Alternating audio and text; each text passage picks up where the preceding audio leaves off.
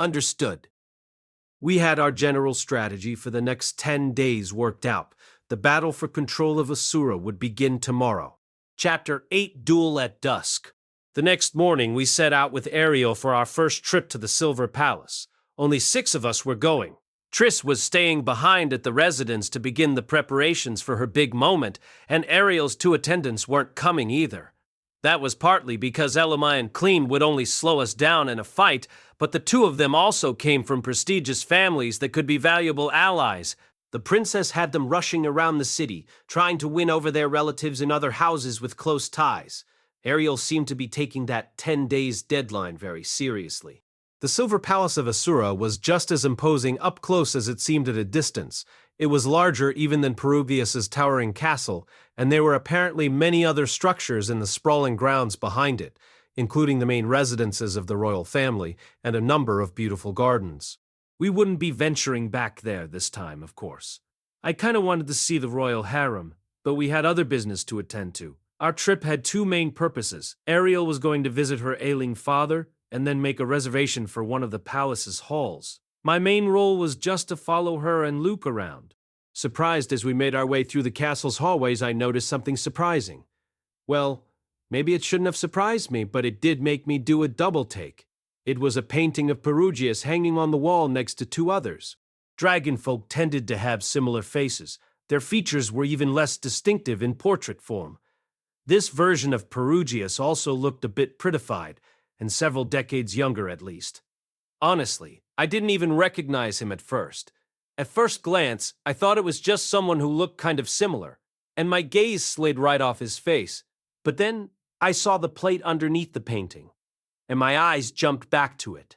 The name Rudeus Dola was printed on that strip of metal. I blinked in surprise. I guess the most surprising thing was that the painting was hanging very close to portraits of various Asuran kings and queens. It was a clear signal of just how important and respected the man was in this country. The paintings to either side of Rudeus depicted a human man I didn't recognize, and a man whose hair was a mix of silver and gold. Their faces weren't familiar to me, but given their positions next to Rudeus, I knew who they were supposed to be. The human man was probably the North god Kalman, and the half-human was the dragon god Urapen. These were portraits of the 3 god-slayers from the Laplace War. They hadn't really slayed the god in question, but I wasn't going to nitpick. From what Orsted told me, they'd fought very hard and ultimately defeated a truly terrifying opponent. The demonic Dragon King Laplace was probably the most powerful man in the world for many years. Sealing away half of him was one hell of an accomplishment.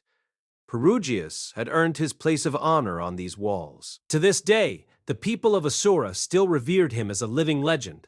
I felt like I was finally beginning to understand just how hugely important it was that Ariel had earned his support. For 3 days, things moved along smoothly enough. Ariel was making steady progress in arranging for her gathering. The nobles who had been waiting for her return stepped up to assist. In the course of my duties as a bodyguard, I'd been introduced to what felt like dozens of influential people. To be honest, I didn't remember any of their names. I hadn't formally met High Minister Darius and First Prince Grable, but I did see them at a distance just once. Darius was a flabby man with drooping jowls and a nasty gleam in his eyes. The very picture of a wily, gluttonous old monster, basically. I felt a bit of a connection to him, mostly based on his physical ugliness. When he spotted me, though, his face contorted with terror. It was like he was seeing the Grim Reaper or something. Maybe it was unwise to read too much into that sort of thing, but the man's reaction was so blatant that I just didn't feel the need to second-guess myself anymore. He was obviously one of the man god's 3 disciples. First, Prince Grable looked like an ordinary enough man. The title prince made me think of some kid in their teens or 20s with fluffy golden hair, but he was just an average-looking bearded man in his mid-30s. Still, when you studied his face closely, there was something about it that made you want to work for him. I guess he possessed a quiet kind of charisma. Come to think of it, we'd heard some rumors about the second Prince Half-Ost as well. Apparently he'd been outmaneuvered by Grable and was currently under house arrest. Maybe Orsted had intervened somehow, or maybe he'd just known it would play out this way.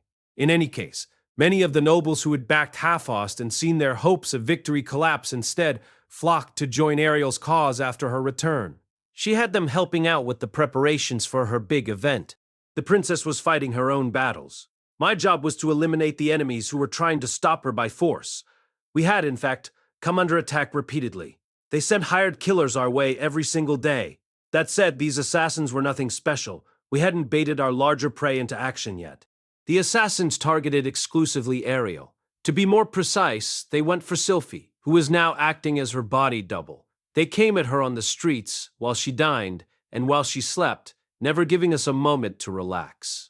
Of course, the real Ariel wore a maid outfit and a wig, eating simple meals with the household staff, though the food was still better than what a low-ranked knight would get, and sleeping soundly every night in an ordinary servant's bed. They're actually sending way more at us than last time around, you know.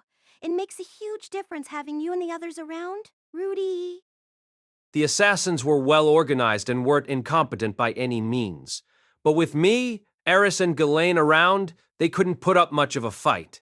That said, if it were just me on defense, I probably would have struggled a little. Some of the assassins looked to be young boys, and I'd hesitate to kill them. In that sense, having Eris and Ghislaine with me was a great help. So far, we hadn't encountered anyone those two couldn't easily cut down on their own. I had a feeling that the people sending these assassins were other nobles loyal to Grable, rather than the prince or Darius themselves. If Darius was truly determined to hold back all his firepower for the final showdown, we might have a problem on our hands. Assuming Eris and Ghislaine would be occupied with the North Emperor and North King, the next enemy would head straight for me. And if they had enough people, Sylphy might come under attack as well. I wanted to believe that Orsted would intervene before things got out of hand, but we hadn't been able to speak since our party reached the city. I didn't even know if he was in ours at the moment. In any case, hoping for the best was no strategy. We needed to thin the ranks of our enemies somehow.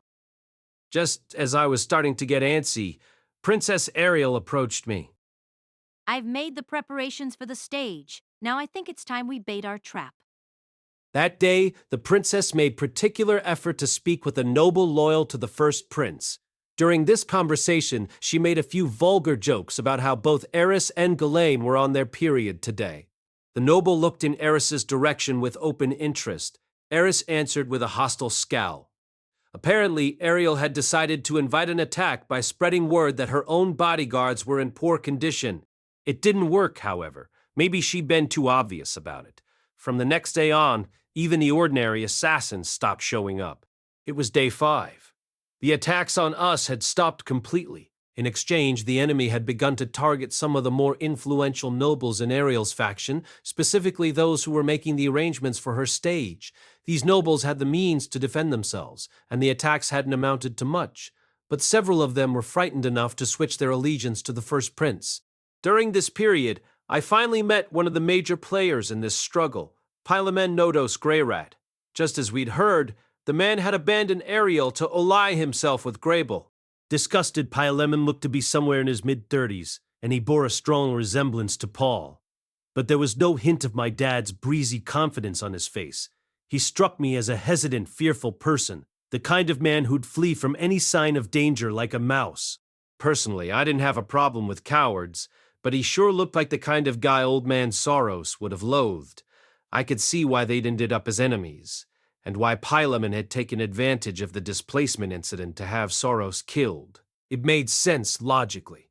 But in all honesty, it was hard for me to believe that a man like this had been bold enough to murder such a powerful rival. If he had the guts to seize an opportunity like that, Soros never would have hated him in the first place.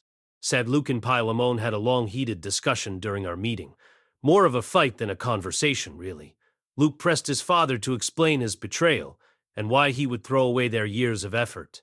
Pylamon refused to even answer, saying only, "You couldn't hope to understand my reasons." In sad, stunned, and in disbelief, Luke still forged on, begging his father to rejoin Ariel's cause before it was too late. But his efforts came to nothing. In the end, a young man who seemed to be Luke's older brother asked scornfully if he was after their inheritance, then strode out of the room with Pylamon close behind.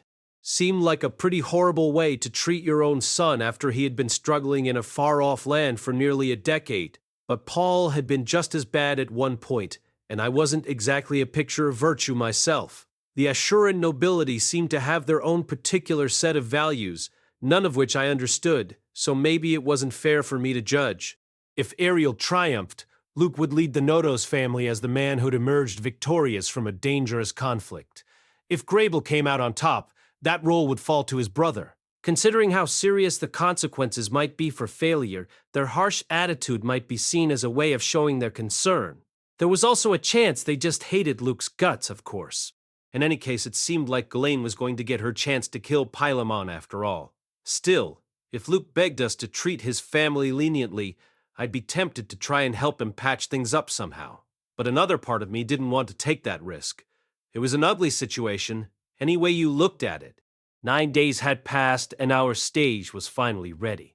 Simply put, it was going to be a party. Drinks, dancing, chatting, that kind of thing. Such events were held regularly in the halls of the Silver Palace. This one was publicly announced as an event to be held by Second Princess Ariel in honor of Prince Grable. Since the names of both the leading candidates for the throne were on the invitations, all the major and prestigious nobles in Asura were expected to attend.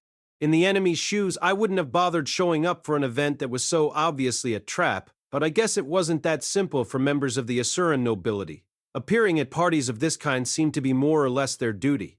There had been several attempts to disrupt the preparations, but the princess had dealt with all of them efficiently. Tomorrow would be the moment of truth. Sir Rudeus, I've just given them one final push. Oh? To be more specific, I've leaked some information that should make High Minister Darius very anxious. Right? We were worried about Aber and his friends, but it was ultimately Darius who controlled them. And the disciples of the man-god didn't always behave exactly as he wanted. It was possible to make them ignore his words, especially out of fear or acting in self-preservation. That was how I had ended up swearing loyalty to Orsted. Up until now, we'd just been giving them the opportunity to strike. Ariel was trying to convince them that they needed to take that opportunity if they wanted to come out on top. Still, there are no guarantees, and if they don't take the bait tonight... Yeah, I know. In that scenario, we'd have to face their entire force tomorrow. That would make things very difficult. One of us might end up dying. It might be Eris, or Sylphy, or Ghislaine. I wanted to do everything I could to prevent that, but Paul's face kept flashing through my thoughts. I had to hope that the plan would work this time. Later that evening, we made our way back to Ariel's residence. It was a dark and moonless night. All our preparations were now complete. It was just a matter of waiting until tomorrow. We'd have to relax and get as much rest as we could tonight. Or so I thought, until I spotted the man standing in middle of the road ahead of us. He had rabbit-like ears, so clearly a beast man. What was the name of this race again? The Mildet? If their women are bunny girls, I guess this would be a bunny boy. The beastman wore black, non-reflective armor, and there was a straight sword in his hand. He stood right in the path of Ariel's carriage. Who goes there? The beastman didn't answer, but that wasn't surprising. No assassin would ever... Happy I am the North King Knuckleguard, one of the 3 blades of the North God. They call me Twin Blade. He actually gave us his name. Okay. A second later, our new friend Knuckleguard began to split apart, one half of him moving slowly to the left and the other to the right. Hey, Knuckle. I don't think we're supposed to tell them our names. Oh, right. I guess things are kind of different this time, huh? You're so smart, Guard. Well, I've been hitting the books lately. No, that wasn't it. Knuckleguard was actually a pair of twins. I was looking at 2 swordsmen with identical faces. Oh, and we probably shouldn't tell them that it was Lord Darius who hired us, either. You're probably right. When we had to fight assassins, they'd never tell us who they worked for. Yep, exactly. So make sure you keep it a secret, Knuckle. They really weren't very good at this whole being an assassin thing, were they? I mean, we already knew who'd hired them, so it didn't really matter. But seriously. As I stared at the 2 beastmen in disbelief, Eris spurred her horse forward, jumped to the ground, and drew her sword in one smooth motion. I'm Eris Greyrat. The twin swordsman's ears twitched as they met her eager, aggressive gaze. Ah, Happy! Ooh! The famous Berserker Sword King. Happy her skills sharp as a fang, her temper fierce as any monster. Happy, we may be but a pair of puny mildits. Happy, but we will gladly take you on. Eris raised her sword over her head, and the twins assumed mirrored stances. Alone, we are only half a man. Together, we are a man complete. We shall fight you 2-on-1. But surely you'll agree that this is only fair? No. That's kind of the definition of unfair, actually. At this point, another silhouette emerged from the darkness, this one in the street behind our carriage. It was a small figure. It wore a full-body suit of jet black armor and carried a black sword and shield. He didn't bother introducing himself. Not this time. Instead, he simply assumed his stance. Ghislaine had already turned to face him. Betraying no surprise, she drew her own sword. This time is going to be very different, Halfling. You Doldia have excellent night vision, don't you? I suppose I'm at a slight disadvantage tonight. It was Waita. During our battle at the Red Worm's Whiskers, he'd held the upper hand against Ghislaine, but since then, I'd given her a basic rundown of his tricks and how to counteract them. I wasn't sure how much of that she'd understood or memorized, but just knowing what he might try would make a big difference. In any case, we were caught in a pincer with the bunnies ahead of us and the halfling behind. Somehow, it was hard to convince yourself that these three were any real threat, but the fact of the matter was that they were all North Kings. I had to decide what to do. The cleanest option would be for me to support Eris. Sylphy or Luke could help Ghislaine. We'd even our numbers on one side and have an advantage on the other. Unfortunately, I couldn't act just yet. Arbor was nowhere to be seen, and that was enough to keep me rooted in place. Princess Ariel wasn't here this time. She was heading from the palace to her residence using a secure alternate route. That meant that Sylphy could focus entirely on helping Eris, while Luke supported Ghislaine. But if the enemies saw us ignoring the carriage entirely, they would realize the princess wasn't here, and in the absence of their target, they would retreat. One or two of them might even try to slow us down while the others went for Ariel. The princess was clever enough that they probably wouldn't find her, but even so, our battle would be postponed until tomorrow. The enemy would be ready and waiting for us, and there would be more of them to deal with. This was our chance. We had the opportunity to take out 2 North Kings, or 3, I guess. But if we couldn't take advantage of it, we'd find ourselves in deep trouble tomorrow. At the very least, we needed to one of them out right now. I could assist Eris while Luke supported Ghislaine. But in that scenario, Sylphy might have to fight Arbor, and that was probably a losing battle.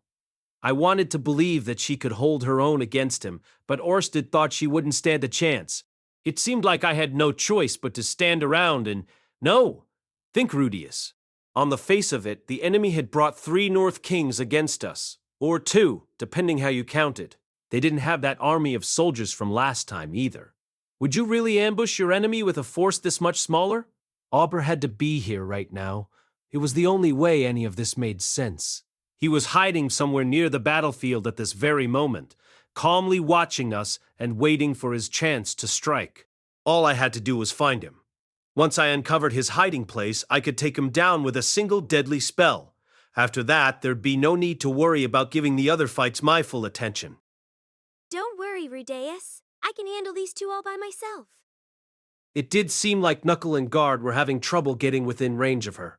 I got the feeling that as individuals they were North Saint level at best, and Eris was capable of cutting down a sword fighter of that rank in the blink of an eye.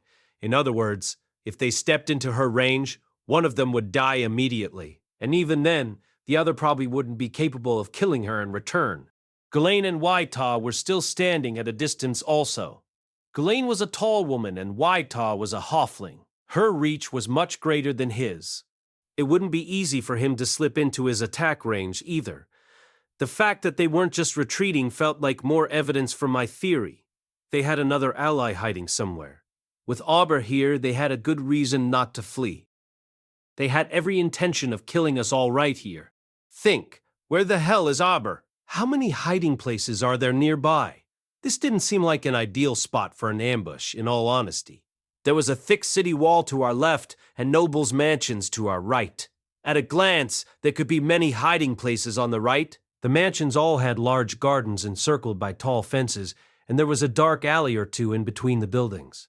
But this road was wide, and the mansions were all some distance from our carriage.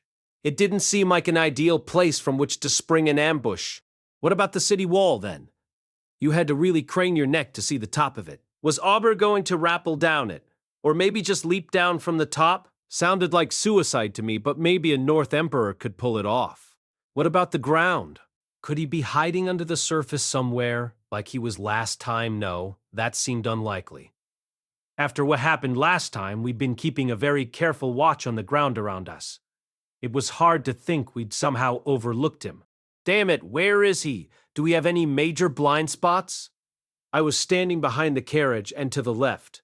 Luke was positioned in front of it on the right. We had torches on the carriage, and my lamplight spirit providing us with illumination. It was enough light that our jet-black enemies were clearly visible. In other words, there wasn't a single part of the battlefield that none of us could see. Maybe he really is up on top of that wall. Should I hit it with a blast of magic? I sent the lamplight spirit up into the air and scanned looming wall beside us again, and spotted him. I hadn't noticed anything the first time I looked this way, but there was definitely something odd midway up the surface of the wall.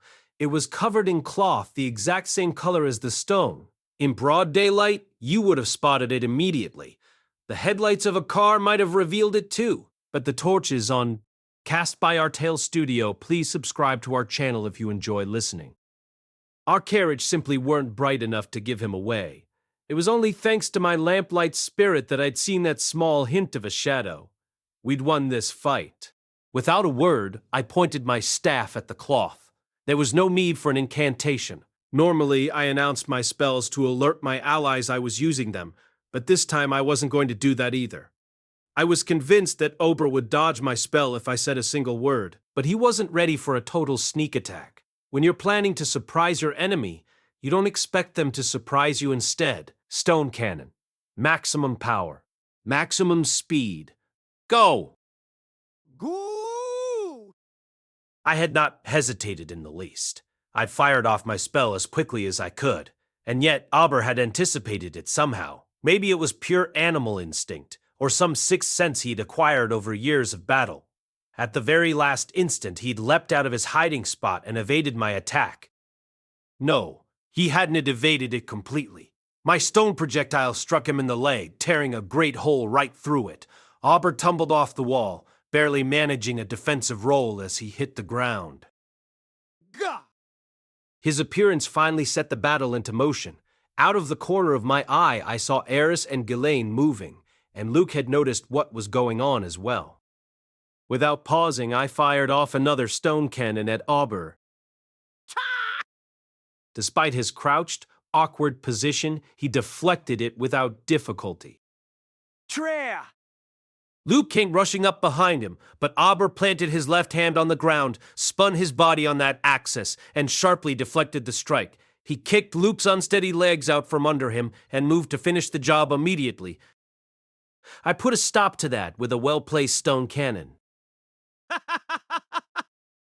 Auber bent backward like a spring to avoid the spell and finally leapt off the ground. The man could still fight, clearly, but with one of his legs disabled, his mobility had to be severely limited. He stood on his good leg as steadily as a flamingo and looked from me to the carriage, then its surroundings. I was compelled to follow his gaze. The battle had been decided in the second since Auber hit the ground. Eris, good as her word, had already cut down both of her opponents, but she'd been badly wounded. Her left shoulder dangled loosely, and blood poured down her arm. Still, she turned her attention our way, and her eyes were fixed on Auber. Ghislaine had overwhelmed Waita as well. The halfling had lost one of his arms and his shield, while Ghislaine didn't have a scratch on her. By the time I'd looked in their direction, she was moving forward to finish him. At the top of his lungs and threw something to the ground. It hit the stones with a dull thump, and a huge cloud of black smoke billowed out in all directions. Orsted had warned me that Waita used smoke screens at night, but I hadn't pictured anything like this. This smoke was seriously thick. He had to be using some kind of magic item or implement. As I stared into the deep black fog, I could hear Waita running, with Ghislaine in hot pursuit. A sword suddenly slices through the darkness in front of me. I quickly hopped out of the way. A split second later, Waita came barreling past me. Was he after me? No, he was going for the carriage. I've got this. In the next instant, the carriage door swung open, and Sylphy rolled out while firing off a spell. She'd chosen Flame Tornado, a combination wind and fire spell. It dispersed the black smoke instantly and lit the whole area with a brief flash of light. I took in the situation. Ghislaine, Luke, Sylphy, and Eris were all relatively fine. I caught a glimpse of Waita disappearing into a nearby alley. Was he fleeing? Well, that wasn't the end of the world, as long as we could take down Ober. But by the time I turned my attention back to the North Emperor, he'd vanished as well. Where is he? Rudeus! Shouted Eris, pointing upward. I followed her gaze and spotted Albert scuttling up the city wall with his metallic claws like a cockroach. He moved with remarkable speed, reaching the top and disappearing entirely. I'd only looked away for an instant, but there was no chance we'd ever catch up with him now. There was no time to beat myself up about it, though. Not right now. Angry follow Waita. Sprinting for the alley. It was a snap judgment call, and I doubted myself as I ran. Could we even catch him at this point? Should I have followed him the moment I saw him duck into that alley? The man had lost one of his arms. He couldn't be running that quickly in that condition, with his body so unbalanced. But then again, you never knew what these North God people might have trained themselves to do. As I rounded the corner into the alley, I came to an abrupt halt. Waita was already dead. She lay in a pool of blood with a gaping hole in his midsection. It was a very familiar cause of death. I'd lost my own life this way quite some time ago. I sensed no one nearby. But clearly, someone had been here just moments ago. Someone named Orsted. Rudeus! You got him, huh? I turned around. Eris stood behind me. Blood poured from that horrific gash in her shoulder, but she had a satisfied smile on her face. Yeah. Before saying anything else, I reached out to touch her upper arm and murmured the incantation for a healing spell. It really was a terrible injury, deep enough it could have severed a tendon. I knew Eris didn't hesitate taking hits in battle, but this wasn't good for my nerves. Thanks. Happy, she said casually, then turned around and yelled into the main street. That was Rudeus earlier. He took Waita out for us. Happy with that announcement, everyone finally exhaled in relief. My apologies. I only slowed the rest of you down. Sad no, I'm to blame for this. If I'd only finished Waita, Rudeus could have kept his focus on Ober. I probably should have jumped out of the carriage a little earlier, huh? Hey, come on! One of them got away, but we did all right. As we bantered about what went down, we got to work cleaning up the bodies of our enemies. I had some regrets. Maybe I could have prevented Auber's escape if I'd been a bit more creative with my choice of spells. If I hadn't just assumed his mobility was gone, I could have thrown down a quagmire right away. Still, there was no point dwelling on it. The battle had been very brief and somewhat chaotic. Dissecting every little choice we'd made wasn't particularly helpful. In the end, we'd killed the North King Waita and the North King Knucklegard. That was 2 or 3, really, fewer enemies to worry about. Auber might have managed to escape, but we'd achieved our goal of thinning the enemy's ranks. It felt safe to call this a success. Now we just had to win the final showdown, too. Chapter 9, Ariel's Battlefield. Our setting was one of the Silver Palace's grand reception halls, primarily used for large gatherings and parties. Today, there was a single long table in the room. It was adorned with large, beautiful flower arrangements. Plates, glasses, and cutlery were already arranged on the tablecloth. All the seats were assigned beforehand to one of the expected guests. Once the party got underway, the food would presumably be carried out to them on silver platters. The hall was so lavishly decorated that you would never suspect that the whole event had been thrown together in just 10 days. There was something thrilling about looking out over the room, ready and waiting for its guests before anyone else arrived. I was officially here as a member of the staff. Eris and I stood near the entrance to the waiting room, studying the faces of the attendees as they arrived. The waiting room itself wasn't too cramped. There was something of a pre-party going on there, with the guests milling around between tables of refreshments. Some of them wore eager, hopeful expressions. Others looked anxious. But many of them had arrived quite early. Most of the conversation in the waiting room involved speculation about what Princess Ariel was going to say today and how Prince Grable's faction might react. The tone of that chatter was mostly light, probably because none of the big names had arrived. Most of the early guests were lesser nobles who wouldn't be too seriously affected regardless of who took the throne. The first major player arrived a little late. It was Pilaman Notos Greyrat, accompanied by his eldest son. Pilaman paused at the entrance to glare at me with undisguised hostility. Do you really think you can worm your way back into the Notos Greyrat house after all these years? Surprised, I was a bit taken aback by the venom in his voice. The idea never even crossed my mind, honestly. Remember this, boy. By all rights, you shouldn't even be permitted to call yourself a Greyrat. Right. Okay. After delivering this confusing attempt at an insult, Pilamon studied the faces of the guests in the waiting room and then disappeared into a private room reserved for the high nobility. What is his problem? Hissed Eris quietly. She seemed much more upset than I was. Come to think of it, back when I was staying with the Boreas Greyrats as a kid, they all seemed to assume I was uncomfortable about my family's awkward social position. It didn't seem like a big deal at the time. But what if Paul had asked the Notos family to take me in instead of the Boreas? What if I'd ended up tutoring one of their children? With the likes of Pilamon around, that might have been seriously miserable. Well, it was all in the past now. Pilamon might be Paul's little brother and my uncle, but he was also an enemy Ghislaine would kill before too long. It was for the best that I couldn't stand the guy.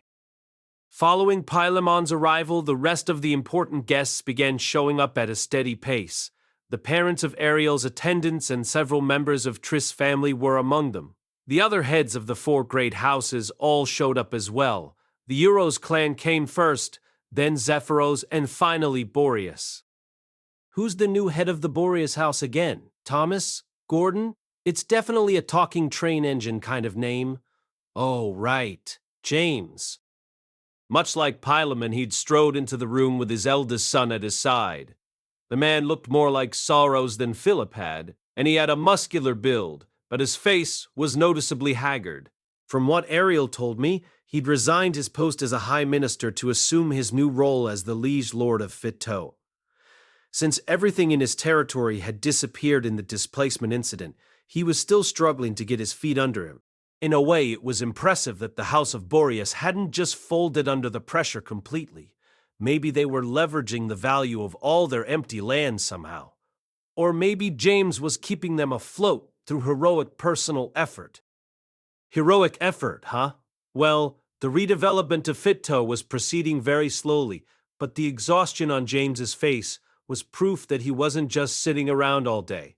He probably had to fight hard for his own survival in the aftermath of that disaster, although I wasn't sure how many of the victims of the disaster would feel that much sympathy for his position.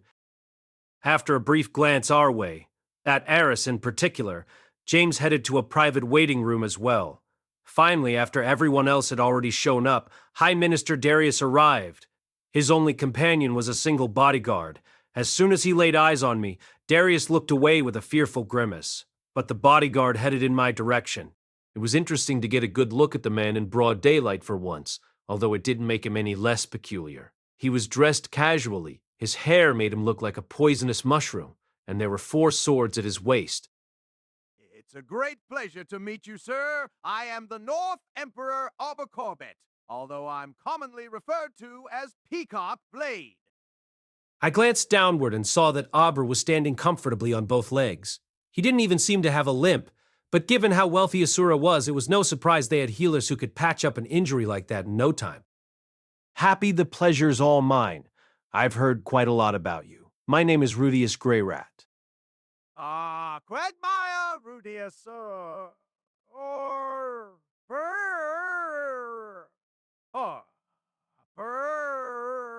you'd prefer Rudeus the dragon's dies.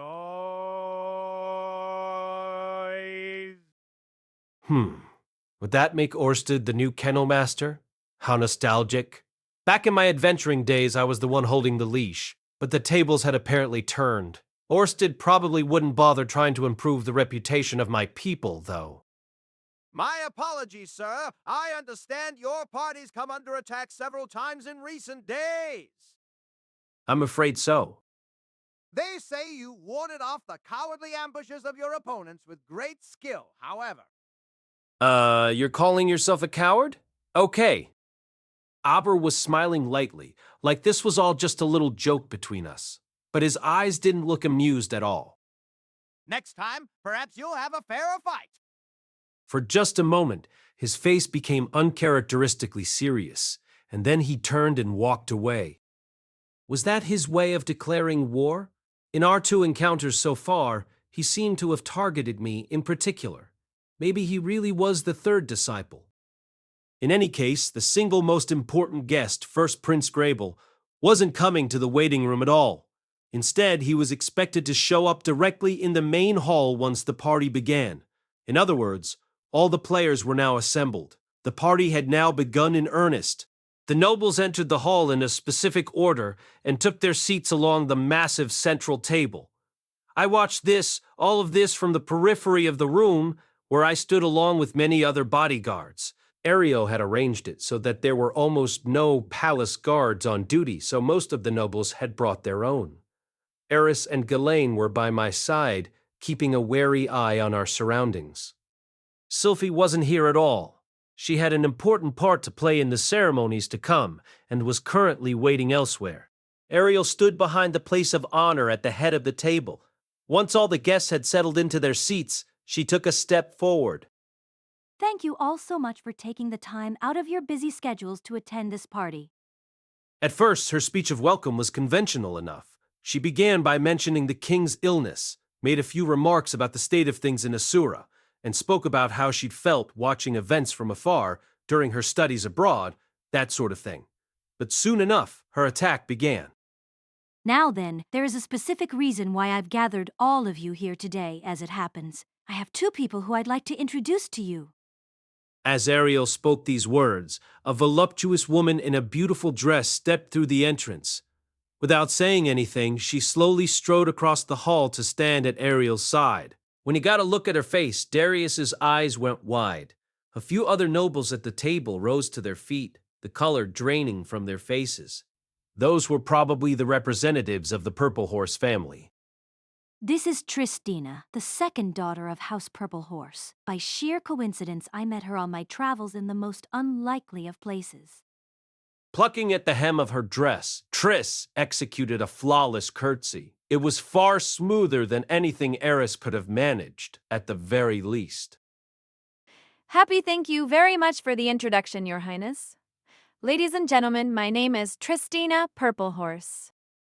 There was a stir of voices all around the hall. Didn't she go missing? I thought she was dead. That girl's alive. She certainly blossomed into a beauty. Within a few moments, however, the comments began to concentrate on one question in particular. But what is she doing here?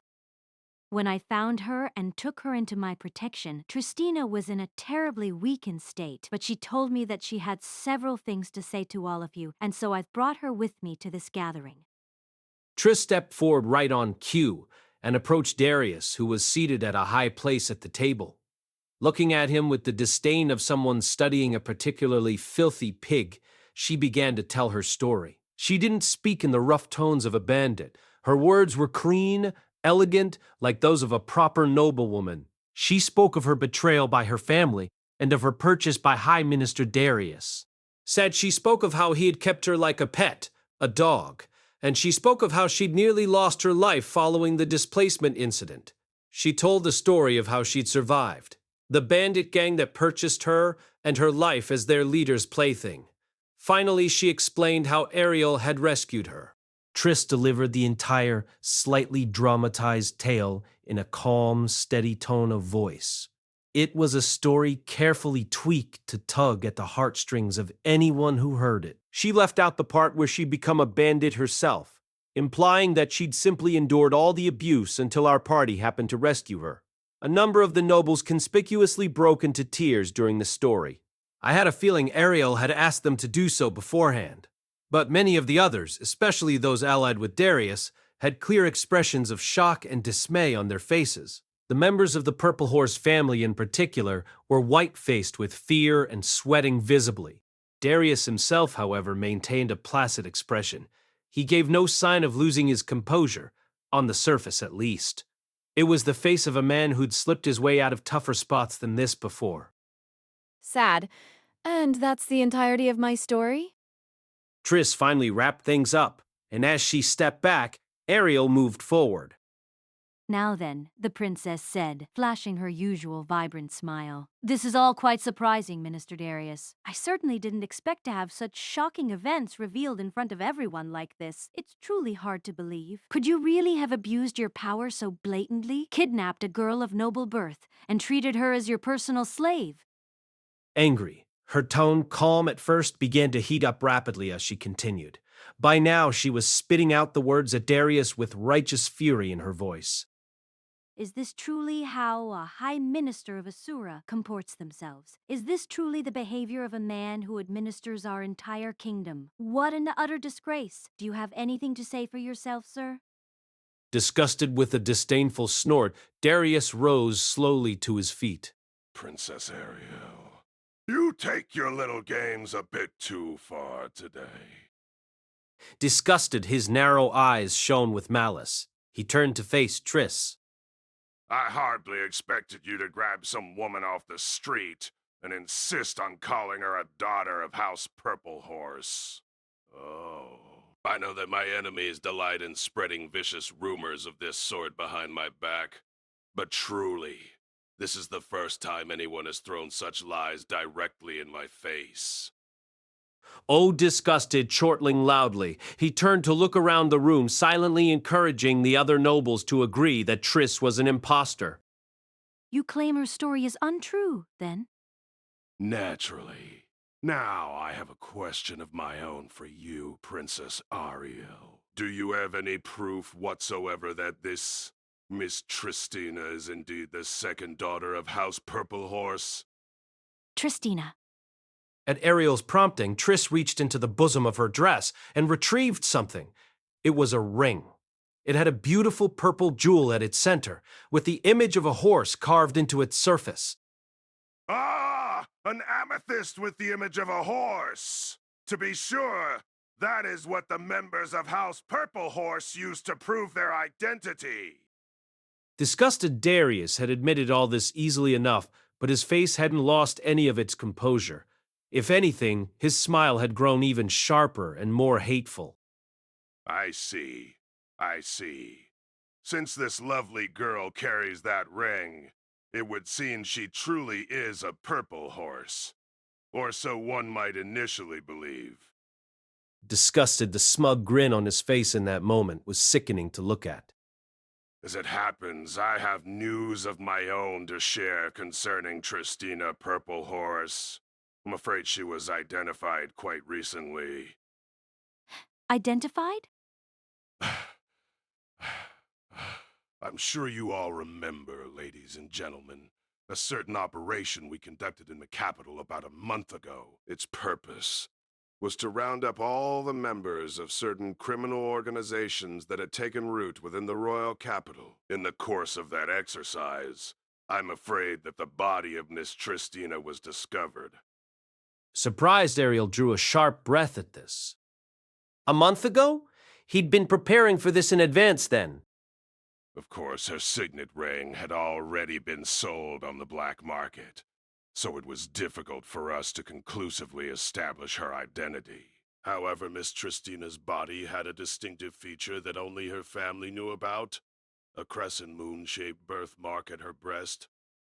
Now that was just a lie, wasn't it? Triss didn't have any birthmark of that kind. At least, not in any place that I'd seen, and she wore very revealing clothing. I believe the head of House Purple Horse will be able to confirm all this for us. Isn't that right, Lord Freitas Purple Horse? Still, we had no good way to prove that Darius was lying. If the head of House Purple Horse backed him up on this falsehood would become the truth. And if Darius then demanded that Triss expose her skin, he could prove her an imposter. What now, Ariel? Were you ready for this one? Did we engrave 7 scars on her chest just in case? The princess still had her poker face smile on, but that didn't tell me much. Hopefully she wasn't screaming internally right now. A man who seemed to be the head of the Purple Horse family rose quietly to his feet. Studying him closely, I could see a definite resemblance to Triss, although his ashen face and quivering lips suggested he wasn't much like his brazen bandit of a daughter. Go on, Lord Freitas. You identified the body yourself, didn't you? You know as well as I do that Tristina is deceased, not missing. Disgusted, like a devil whispering in your ear, Darius murmured his words in an almost soothing tone. The smile he turned on Freitas was probably an attempt at looking friendly. The woman standing before you is an impostor who has assumed Tristina's name. Perhaps you could testify to that effect, sir, if only to bring an end to this distasteful farce. Unless you do so, I'm afraid we'll have to ask the lady to expose herself in public, which would be most regrettable. Darius looked completely sure of himself. Ariel's slight smile hadn't left her face either. Freitas, on the other hand, was trembling like a newborn calf. The tension in the air was thick. I was just looking on from the sidelines, and my mouth had grown completely dry. My daughter. Slowly, haltingly, Freitas began to speak. Said my daughter was stolen from us. By Minister Darius. And surprised, his words were not exactly what I'd been expecting. Lord Freitas, what are you saying? Angry, that woman standing there is my daughter, Tristina Purple Horse. There's no doubt in my mind. Princess Ariel, I beg you, give this man his rightful punishment for the abduction and abuse of my child.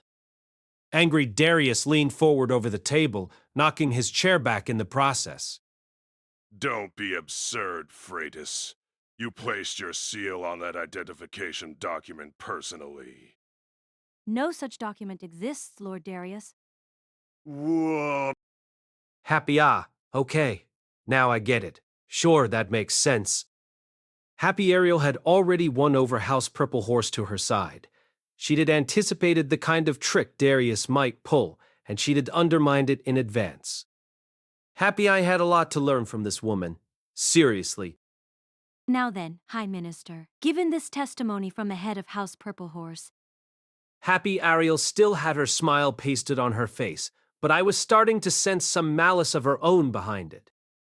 It seems that you truly did kidnap, imprison, and rape an innocent girl of noble birth. Regardless of your importance to this kingdom, such crimes cannot be excused. I expect you will be punished in accordance with our laws.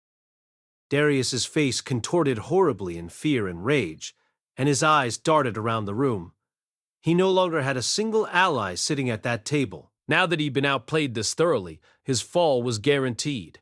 If his old friends had risen to his defense, perhaps he could have wriggled free. But it seemed like none of them wanted to assume the risk of being branded as his co-conspirator.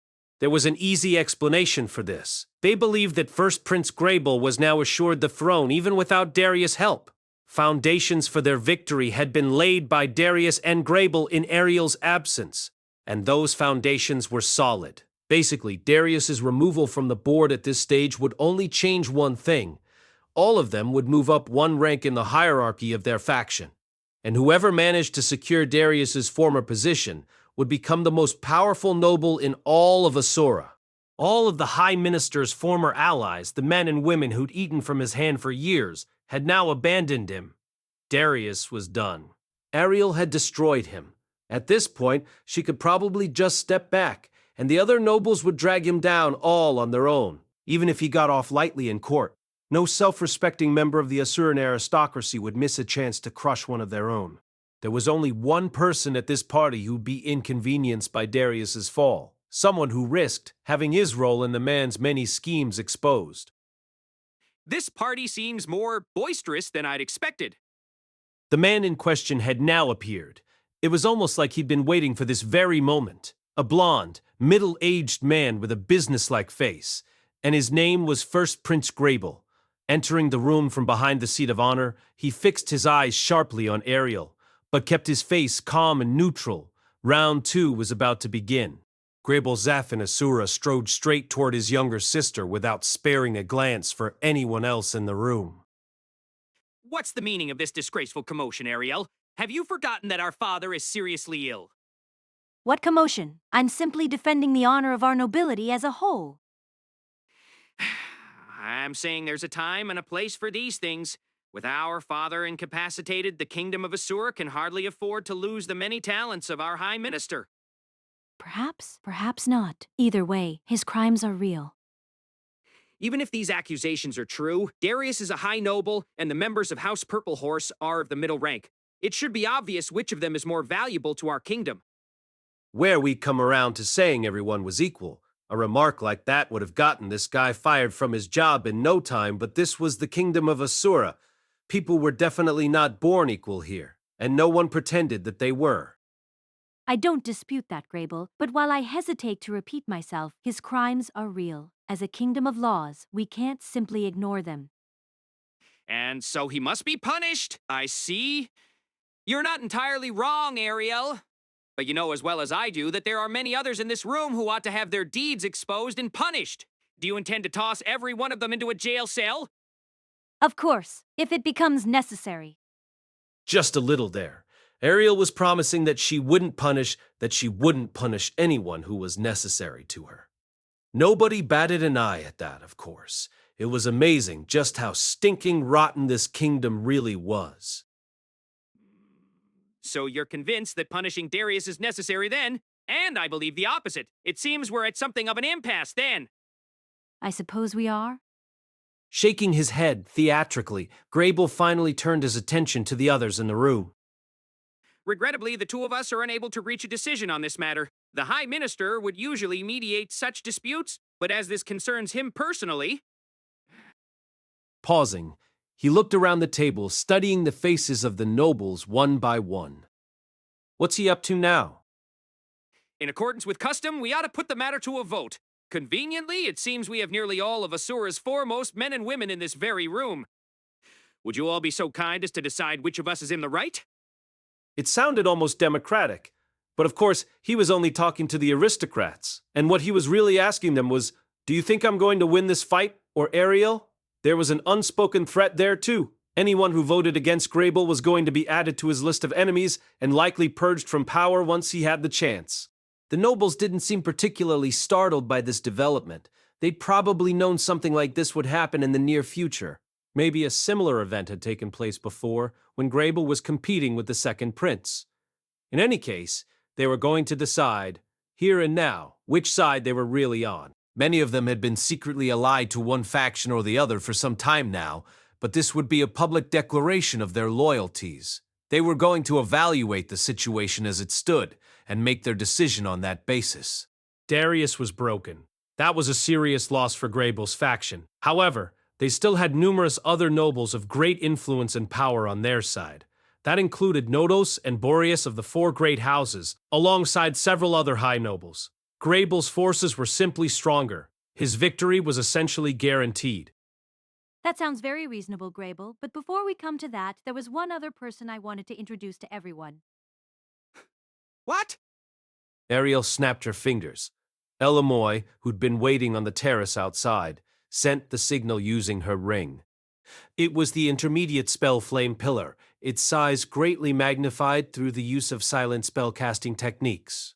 The flame rose on and on into the sky, scorching the palace walls as they went.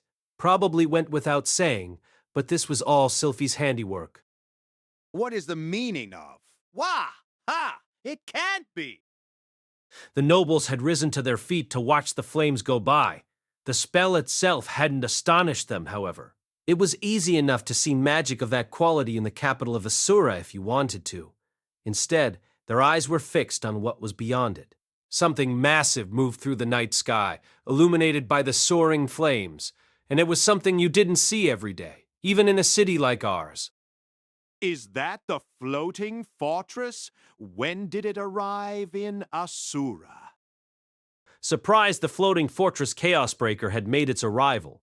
Perugia's majestic castle approached at a speed that was downright frightening, flying so low that it seemed likely to smash. And as the trembling aristocrats watched, riveted through the windows, it stopped right above us. The floating fortress hung in the sky just above the Silver Palace. The room had gone absolutely silent. I found myself wondering exactly how Perugius was planning to get down here. He wasn't going to jump or anything, right? Don't be stupid, Rudeus. The guy's an expert on summoning and teleportation. He can probably beam himself down here just fine. Wait, is he coming? No, that can't be true. And yet... The nobles were beginning to whisper to themselves now, the tension and fear on their faces giving way to excitement as they stared outside the windows. Elomoy had positioned herself by the door at the foot of the hall. Some of the aristocrats seemed puzzled by this. Someone murmured, wouldn't he enter by the seat of honor? But no one had an explanation for them. After a little while, we heard footsteps approaching. Based on that sound, it seemed there was only one person out there. But as some of the bodyguards had clearly sensed, he wasn't actually alone. There were 12 others silently accompanying him.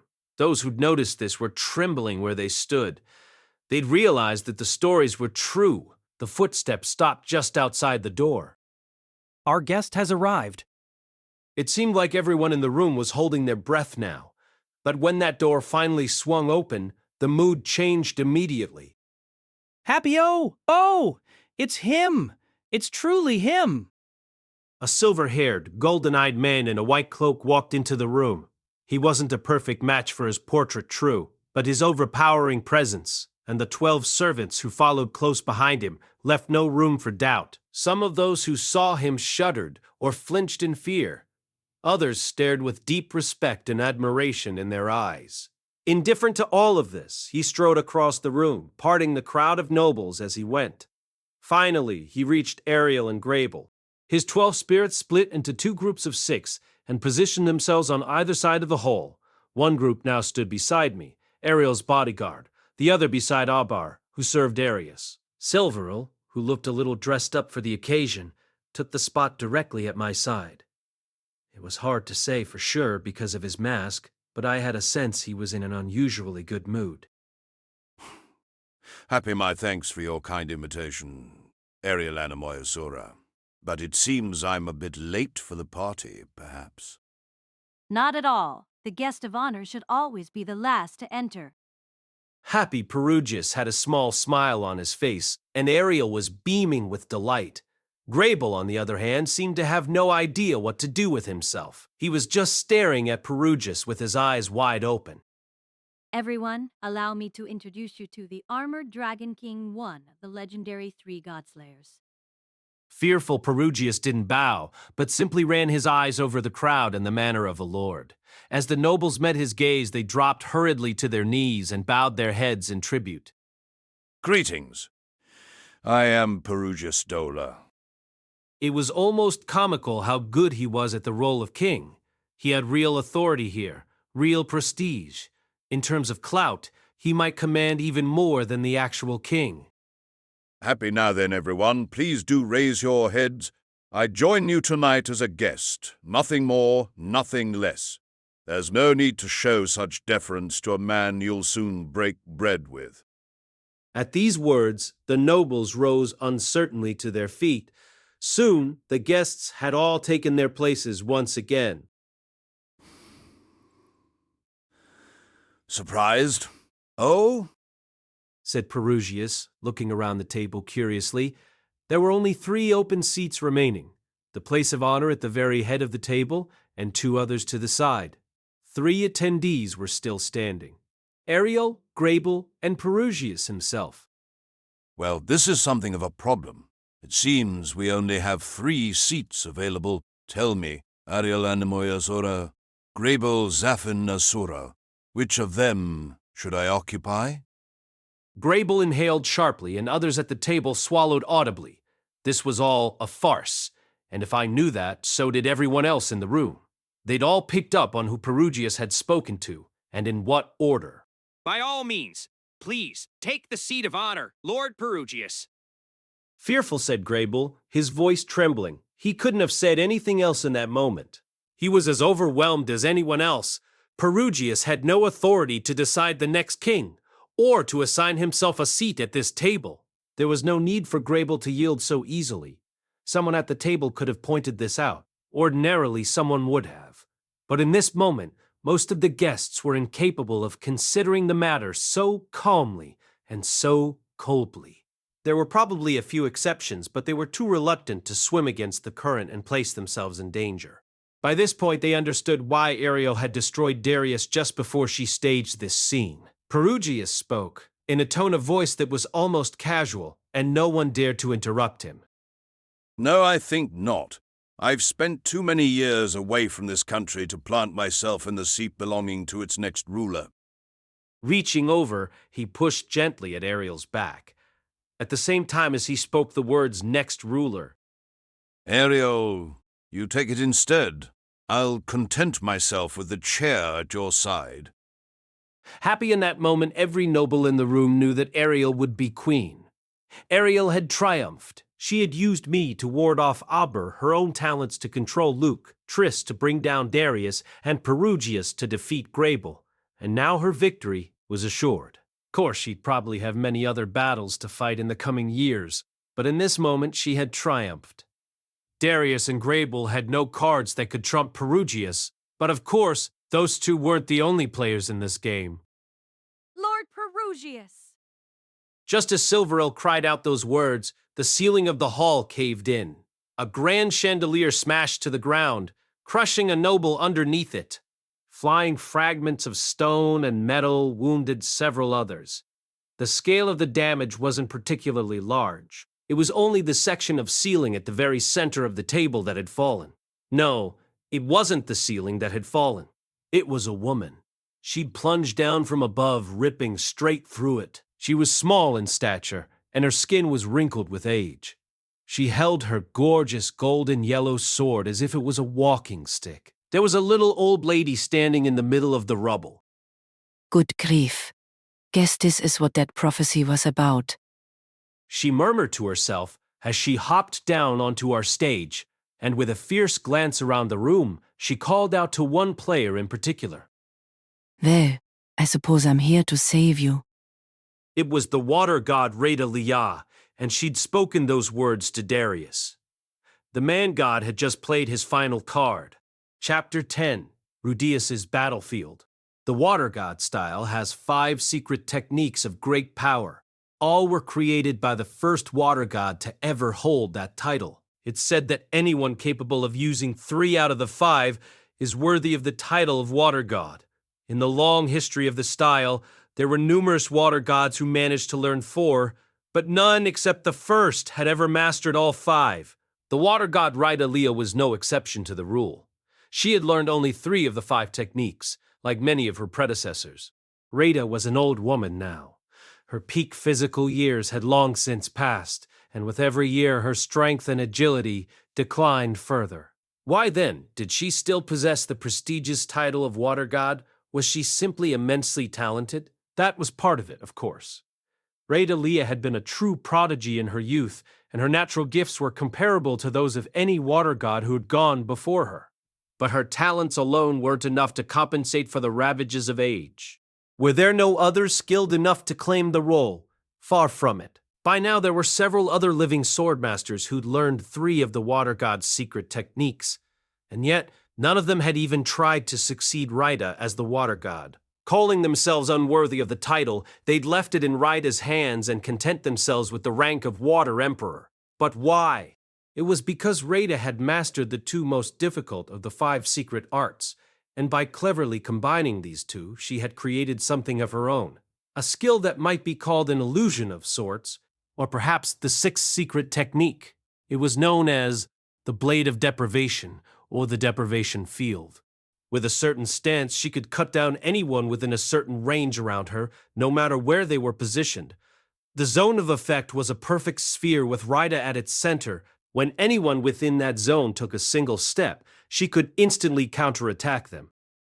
Andre, don't any of you move a muscle now, unless you want to end up like them. The first to react to Rida's sudden appearance had been Aramande the Bright, one of Perugius's loyal servants. In the blink of an eye, he'd moved directly behind the old woman, only to be cut cleanly in two. His lifeless body had dissolved into particles of light and disappeared. The next was Trophimus the Wave. He'd raised his hand toward Rida and tried to fire something at her. Maybe he'd even gotten the attack off. But Rida simply turned her sword briefly, and Trophimus was cut in half as well. Fearful, the next was me. I fed a pulse of mana into a ring on my finger, and Rida instantly cut my left hand off. Or would have, at least, if it wasn't for the magically enhanced gauntlet I was wearing. Her blade had struck it at the fingers, partially destroying it. I'd frozen in shock. The next was one of the high nobles at the table. He'd leapt to his feet and tried to flee, only to have the tendons in his legs severed. A second blow knocked him out, silencing his screams. Rida had used the blunt side of her sword. Fearful, none of the bodyguards could move. Neither could Eris, who you might have expected to jump in first. Neither could Ghislaine or Ariel or Perugius or his surviving spirits, and neither could I. Rida had us pinned in place like insects on a board. We'd all realized by now that this entire room was within her range. Any movement, any attempt at action would instantly be fatal. Looks like everyone's frozen up. All right then. Aber? In Fearful, when Rida turned her gaze his way, Aber was standing stiffly in place just like everyone else. Even a swordsman of his caliber couldn't break free of Rida's overwhelming power. What can I do for you, madam? You can cut off a couple heads for starters. Let's see. Go kill Ariel and Perugius. And Quagmira too. With that, Obar became the one and only person in the room capable of movement. But instead of stepping forward, he stared at Rida with an uncertain expression on his face. You want me to do this? Who else is going to use your head, boy? Who else is gonna do it? But... Disgusted, Auber shot a quick glance at Eris. Watching this from the corner of her eye, Rida spat scornfully onto the floor. Disgusted. I guess having that girl on the other side was always gonna be a problem, huh? No wonder both your ambushes were so half-assed. Even cowards like you want to play the swordsman for their students.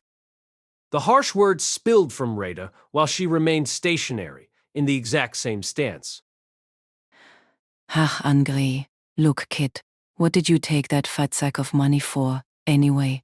You just here to cash in on your fancy title, let 3 of your old buddies die, and then watch your client get his head cut off. Angry, aren't you supposed to be the guy who fights dirty? I suppose you're right. With that, Aber moved into action. He drew a sword with his right hand and began to walk toward the head of the hall, where Ariel was standing. Fearful.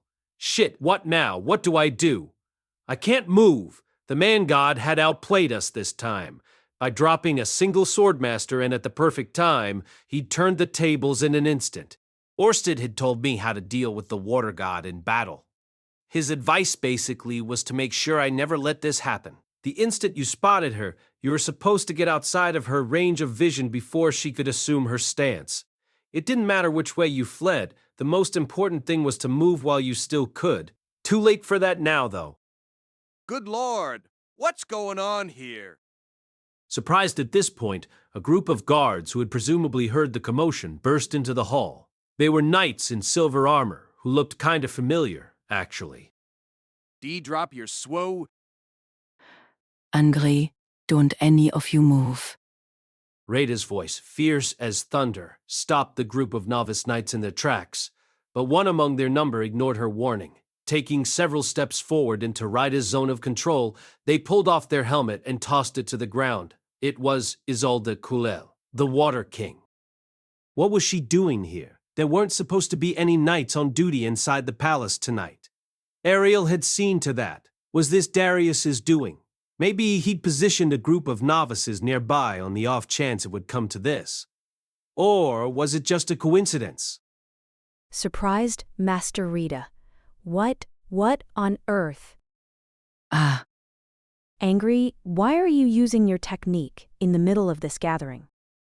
calm down, girl. I'll explain. What you're seeing here is a horrific crime perpetrated by Ryder Leah and Auber Corbett. Surprised? What?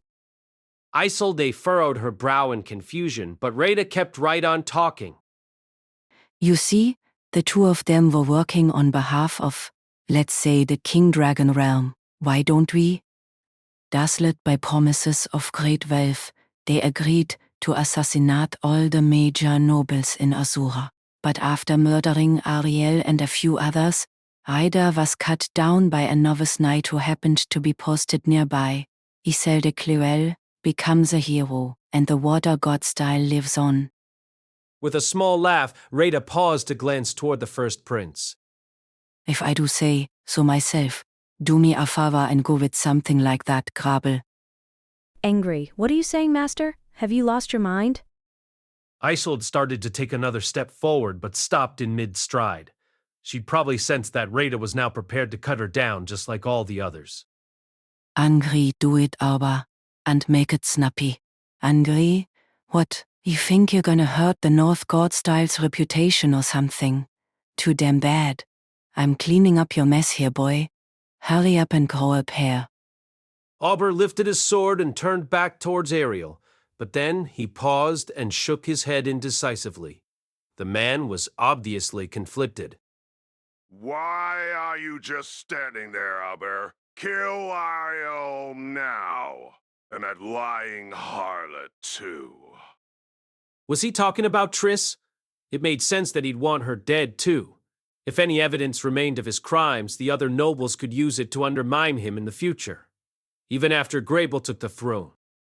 Don't worry about what happens next. I'll take care of everything.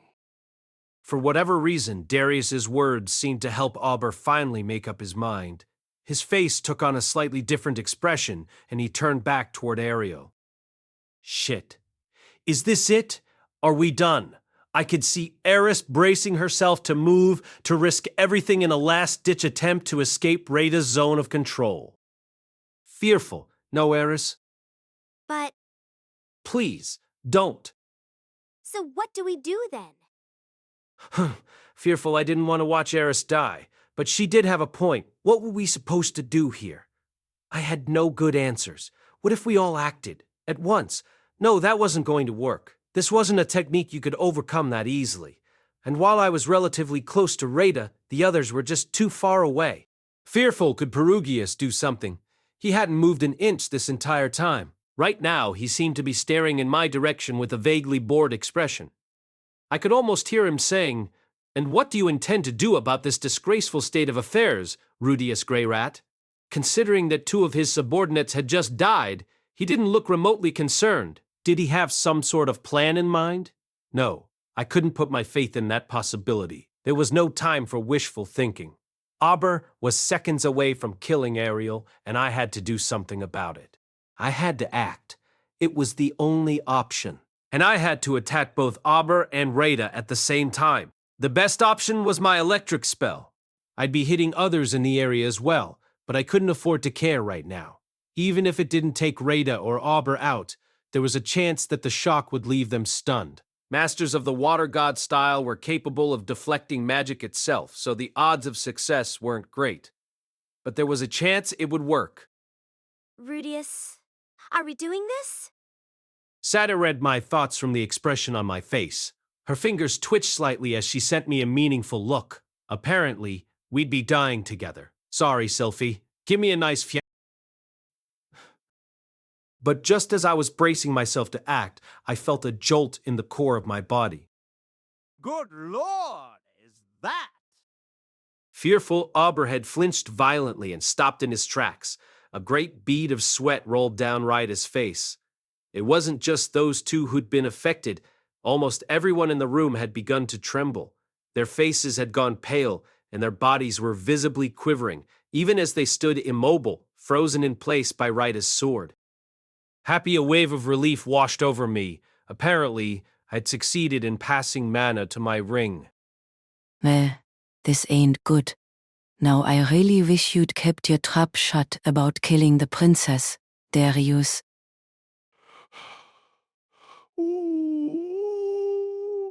What is this? What's happening?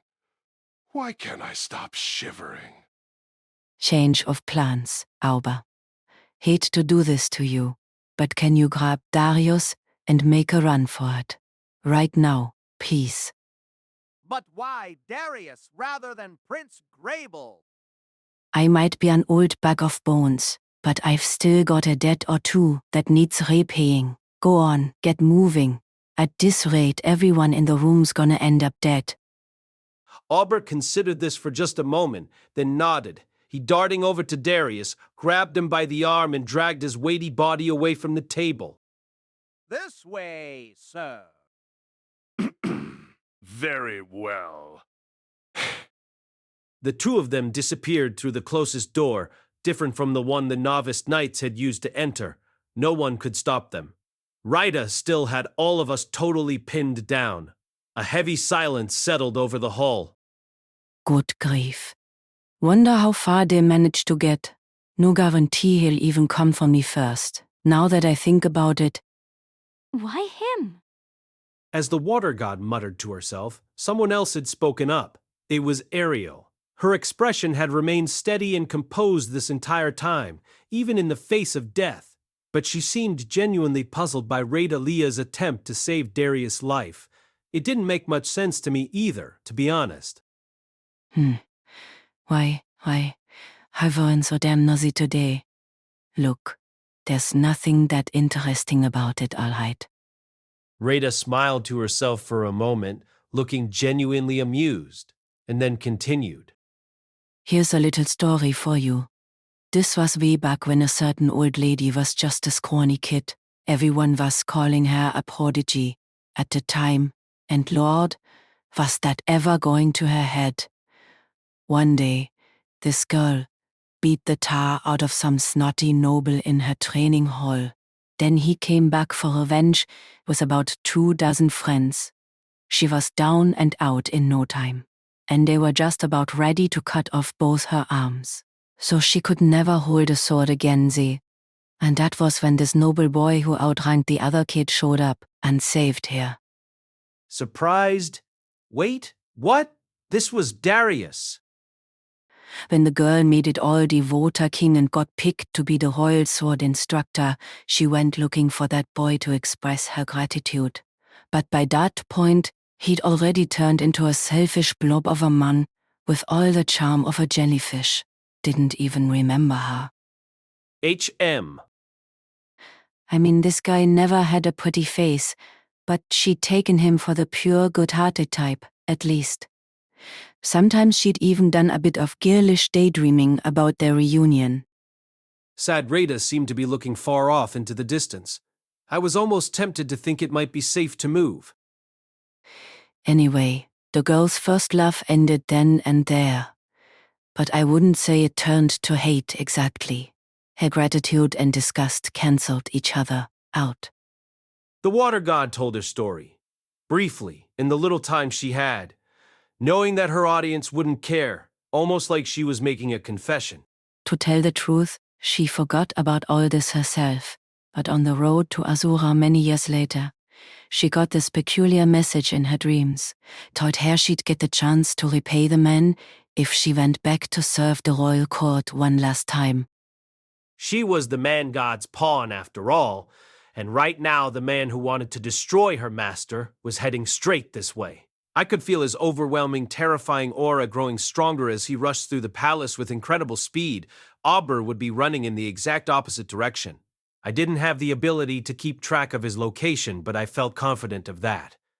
The man had a sixth sense for danger after all. Hide?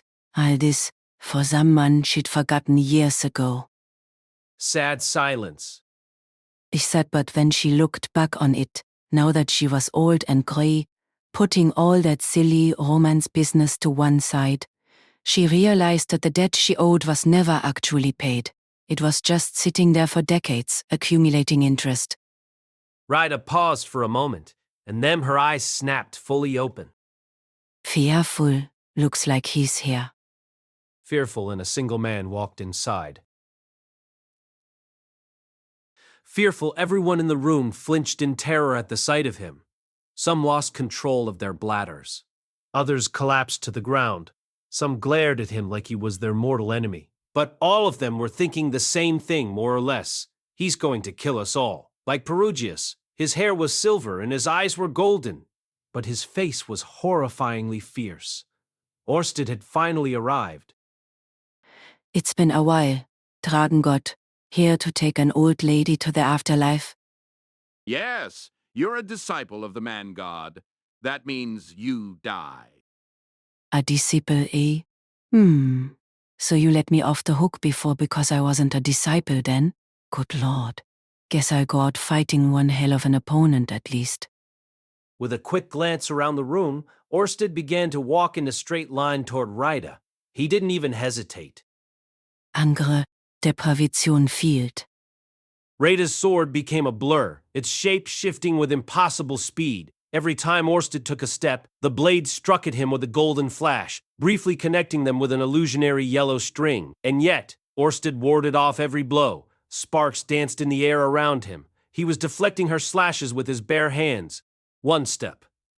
2 steps. 3. As he grew closer, the air filled with bigger and greater sparks. Ryda's strikes were growing steadily more powerful. Still, Orsted didn't stop. In no time at all, he was right in front of Ryda. Die, dear. And just like that, it was over. Orsted's spearhand strike punched straight through Ryda's chest, and he tossed her body to the side like a rag doll. Sad. No, Master Rada. Fearful screamed Isolde. The water god's deadly zone of control had disappeared. Still, no one moved. It was as if time had stopped entirely inside that room. Nobody understood what had just taken place, but their minds were consumed with the fear they might be next. Isolde was the first to break the spell, her legs trembling. She drew her sword and pointed it at Orsted. Angry, how dare you? How dare you? His face a mask of indifference, Orsted stepped out onto the terrace and leapt off it into the open air. Isolde sprinted toward the terrace in pursuit. Sir Rudeus, you must follow Darius and Albert. We can't allow them to escape, shouted Ariel, abruptly snapping out of her own paralysis. With those words, everything was suddenly in motion. The nobles of Asura tripped over each other in their desperate scramble to escape. The bodyguards hurried to their sides, and Eris, Ghislaine, and I rushed to the nearest exit, following the path Ober and Darius had taken. What just happened in there? We nearly ran right into a very startled Sylphy in the doorway. I considered taking her with us for a moment, but quickly decided against it. Isolde was still in the hall, staring down from the terrace in a state of shock. It seemed she'd given up on catching Orsted, but... Angry Sylphy, you stay with Princess Ariel. Keep an eye on Isolde. She might try something. We're going after Darius. Got it! Leaving Luke and Sylphy behind to protect the princess, the rest of us burst out of the room and took off running. I wasn't entirely sure why Ariel had told us to follow Darius with such urgency in her voice. It felt like the outcome of our contest was basically decided at this point. A part of me wondered if it would really make a difference if Darius got away, but maybe that was just because I'd heard the water god reminisce about their past together. There was another reason Ariel might have given that order. She was a sworn follower of the dragon god now. Just like me, maybe she felt we couldn't risk allowing a disciple of the man god to escape. Either way, we were going to kill Darius. That had always been the plan. This way. Guided by Ghislaine's nose, we sprinted down the endless hallways of the palace with almost reckless speed. Eris and Ghislaine hadn't questioned Ariel's order at all. The enemy had fled, so we were going to hunt him down and kill him. For them, it was probably just that simple. There were few guards in the hallways. We did see some on occasion, but they seemed to be busy chasing someone else entirely. I heard one of them shout, He fled toward the king's residence, so it might well have been Orsted. I see them. Without anyone to interfere, we caught up with our prey in a matter of minutes. Darius was wheezing loudly as Abra carried his sizable bulk through the hallway ahead of us. With a sharp glance back in our direction, Ober pulled Darius onto his shoulder and fled into the nearest room. We caught up within seconds and burst inside, then stopped in our tracks. Darius was sitting flat on the floor, and Ober was standing in front of him, waiting with his sword already drawn. Coo. Gaha. Ha. This can't be happening. It's wrong. All wrong.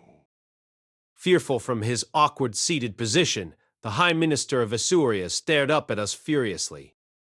Come now, Lord Darius. Sometimes life doesn't play out exactly as we wish it. Perhaps it's time to accept things as they are and try to think our way out of this dilemma. I did everything as God commanded me. It's not right that I should be cornered like a rat. Goodness! You're certainly a pious one. In that case, perhaps try to catch your breath and say a few prayers for my victory.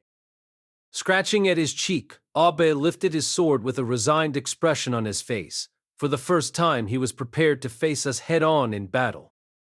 North Emperor Abba Corbett. Eris drew her sword and raised it high above her head, and Ghislaine brought her hand to her sheath blade, ready to draw and strike in a single motion. Sword King, Eris Greyrat. Sword King Ghislaine de Doldia. Should I be giving my name too? That red hair. You're a Boreas, aren't you? You're a Boreas gray rat girl. In disgusted, Eris grimaced in open disgust at the man's sudden interest. Not anymore. I'm not.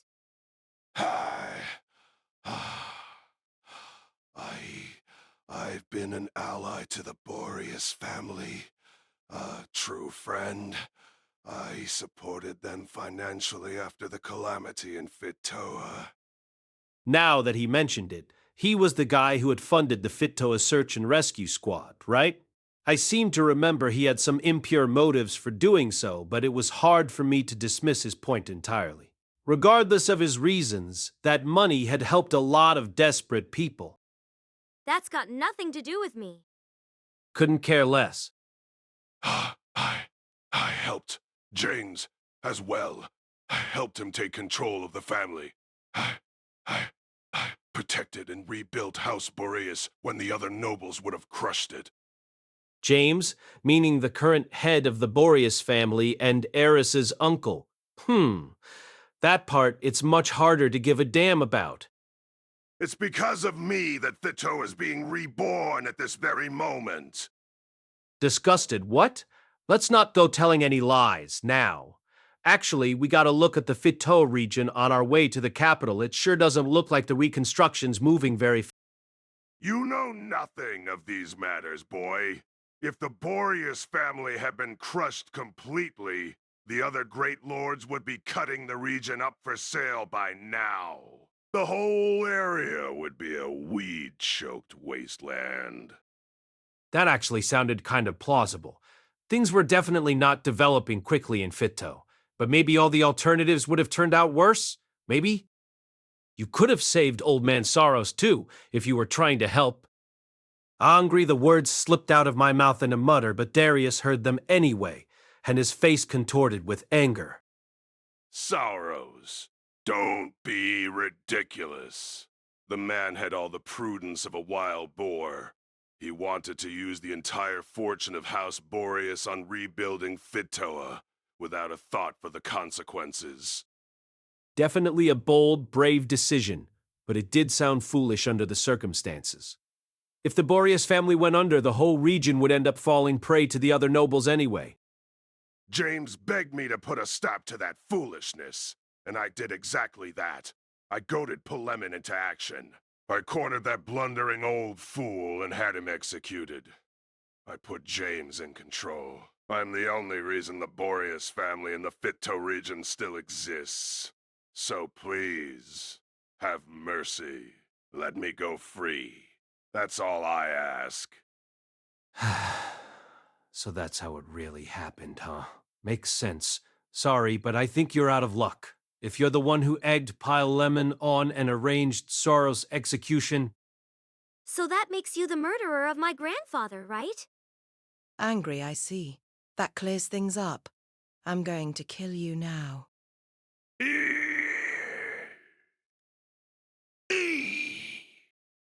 As Darius shrieked and stumbled backward, Auber sighed wearily. It seems our negotiations have broken down. With that, the final round began. Darius had finally come to terms with reality. He dropped into the closest chair, he stared at the ground, and took a number of long, deep breaths. It was hard to believe he'd been screaming at us in a frenzy only moments earlier. Can you win this fight, Auber? Difficult to say. Two-sword kings would be challenging enough, but that magician is quite troublesome. Auber stood with Darius at his back, facing us with two swords in his hands. His expression was perfectly calm, but his eyes darted back and forth constantly. It almost looked like they were moving independently from each other. I know. God told me the same thing. What did he say specifically?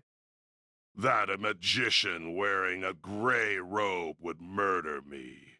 But perhaps his words were lies from the very start. It was God who told me to destroy the teleportation circles in the face of all opposition, and to call you back to the palace, where we could harden our defenses. The result was this catastrophe. So the man-god had been moving things around behind the scenes then. It seemed Orsted was right. The guy wasn't much of a chess player. He seemed like the type who'd really enjoy murdering entire armies in a Dynasty Warriors game, though. Handle it, Auber. This is what I hired you to do. Fighting multiple opponents is your specialty, is it not? Understood, but in the event of my victory, I will require that special reward. Of course.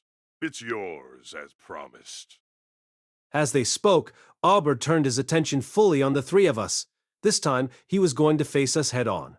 Eris and Ghislaine lowered their waists and leaned slightly forward, gripping their weapons tightly. North God-style crimson ink?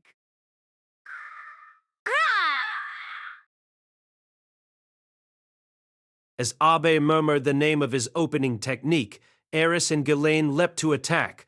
But I knew, even as they moved, what the words crimson ink meant. Orsted had told me about this one too. At some point, Auber had managed to lay a trap on the floor, on the surface of the room's rich red carpet. I could just make out the small red balls sitting on it.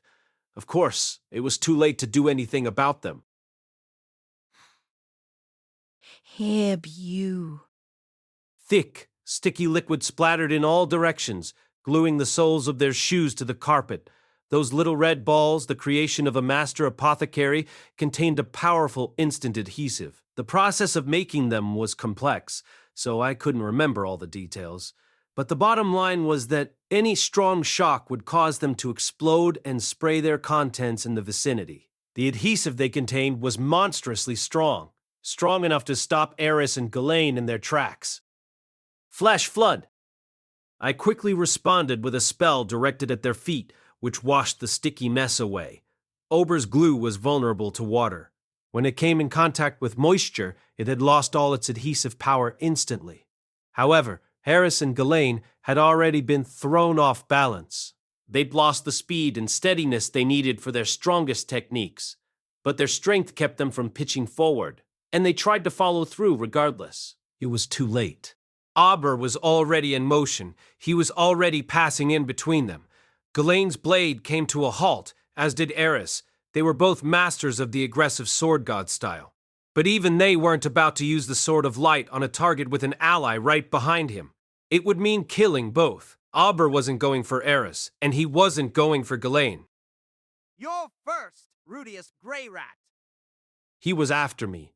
Auber swings both his swords down at me. Earth Shield! But I knew when and where his attack was coming. Thanks to all my sparring sessions with Eris, I could see it clearly with my eye of foresight. I thrust out my left hand, blocking the trajectory of one sword with what was left of my gauntlet. With my right arm, I moved to block the other sword with a shield I'd summoned out of thin air. North God style nebulous cross. Aber's hands are suddenly a blur. Releasing both swords in midair, the North Emperor ducked low to the ground and reached for another blade at his waist. Fearful, I saw all of this in advance. The eye of foresight showed his movements to me just fine. But that earth shield was already on my right forearm, covering it like a buckler. To deflect Aber's strike, I'd made it hard and dense and heavy. I couldn't move it fast enough to defend against this new attack. My left hand had already met Ober's first sword head-on. My heavy, magically enhanced gauntlet had lost its fingers earlier, but it had taken the blow. It was still firmly clutching at the blade. Aber was going to draw and strike in one smooth motion as he pitched forward. There was no way to defend myself. Not in time. I had no choice but to take the hit. Fearful, springing into the air from half-bent knees, I took Aber's strike to my left leg. Something hot swept through my shin, and when I landed, the leg crumpled under me. Falling to my right knee, I looked down at the injury. Aber had cut right through my shin. The rest of my leg was dangling by a thin layer of skin and sinew. It took a second for the pain to hit me. Fearful, I ground my teeth and endured the agony as best I could. From the corner of my eye, I could see Eris already in motion. Ghislaine had spun around as well. I'd survived. Now the three of us could surround Aber. He had no place to run. But then I noticed something, some slight movement in the background of the room. What now? Did Ober have some other ninja trick up his sleeve? Surprised. No, there was someone else moving on the far side of the room. It was Darius, and he had his right hand pointed our way. Let the vast and blessed flame converge at thy command.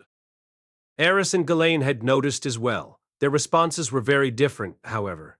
Eris spun around and headed straight for Darius, while Ghislaine placed herself between him and me and faced Oberbear.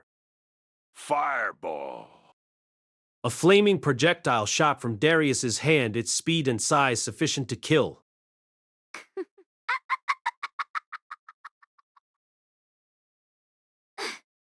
Cool. With a swift swing of her sword, Eris cut the fireball in half in midair. But as she did so, a small kunai-like dagger came flying from across the room to hit her in the flank. I swung my attention back to Aber. Still in the low stance from which he'd thrown the kunai, he was just about to block a fierce strike from Ghislaine. He couldn't stop it fully. Ghislaine's sword sliced right through Ober's and slashed into his shoulder. But the cut was too shallow. She hadn't cut his arm off entirely. Angry. Gra. Aber leapt backward with an acrobatic somersault. Eris was waiting for him where he landed, but the dagger in her side seemed to be slowing her down, and Aber warded off her strike without difficulty. Shit, he's going to take his distance. I wasn't sure exactly why, but my gut told me it would be a major problem for us if Aber slipped out of melee range. But why was it a problem? He had all sorts of bizarre techniques he might try. No, that wasn't it. My leg was hurt, and Eris might not be able to run. If Aber managed to grab Darius right now and make a run for it, Ghislaine would be the only who could pursue him. That's right. We've got to take Darius out then. Tossing my earth shield aside, I pointed my staff at the portly man across the room. Ooh! The projectile zipped along at ferocious speed, but Aber drew his sword and sliced it apart in midair. Of course, I'd expected this to happen. That wasn't an ordinary stone cannon I'd fired off just now. What? The two halves of the projectile, deflected off course by Aber's strike, exploded right next to Darius. This was a variation on my go-to spell that I'd devised while traveling the Demon Continent many years ago. I called it the Burst Stone Cannon. Yeah. It looked like the fragments of the projectile had caught Darius right in the eyes. He grabbed desperately at his face and curled into a crouch. Aber's eyes flashed back toward him for a moment.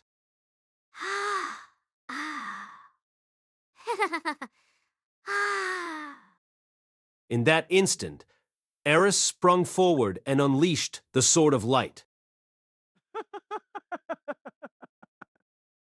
Auber blocked it. He actually blocked it. Turning his sword sideways, he met the blow with the very thickest part of its blade. Eris' sword cut quickly through Auber's and finally sunk into his arm, but the cut was shallow. Her injury was probably preventing her from fully executing her technique. Ghislaine was on him as well. Auber tried to evade her strike, but the Sword of Light wasn't the kind of attack you could just dodge. It was the unstoppable, inescapable trump card of the Sword God style. There were ways to counter it, of course. You could disrupt its users' movements, throw them off balance, or position yourself somewhere they couldn't use it. By taking measures like that in advance, you could prevent them from cleanly executing the move. Auber had done exactly that throughout this battle, but at the very end, he simply couldn't.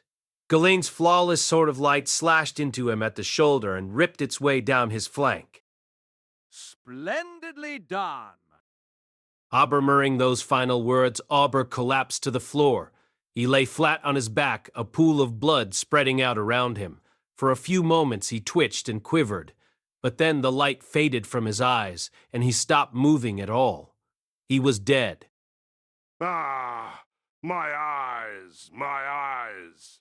Auber, help me. Auber. Across the room, Darius was still curled up, clutching at his face and screeching. My spell had taken the fight out of him entirely. Ghislaine walked over and looked down at him for a moment.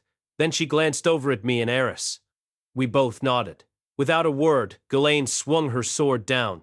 Sad the blood sprayed far enough to hit me on the cheek. We left Darius' corpse as it was, lying right there in the room. This was a request Ariel had made well in advance.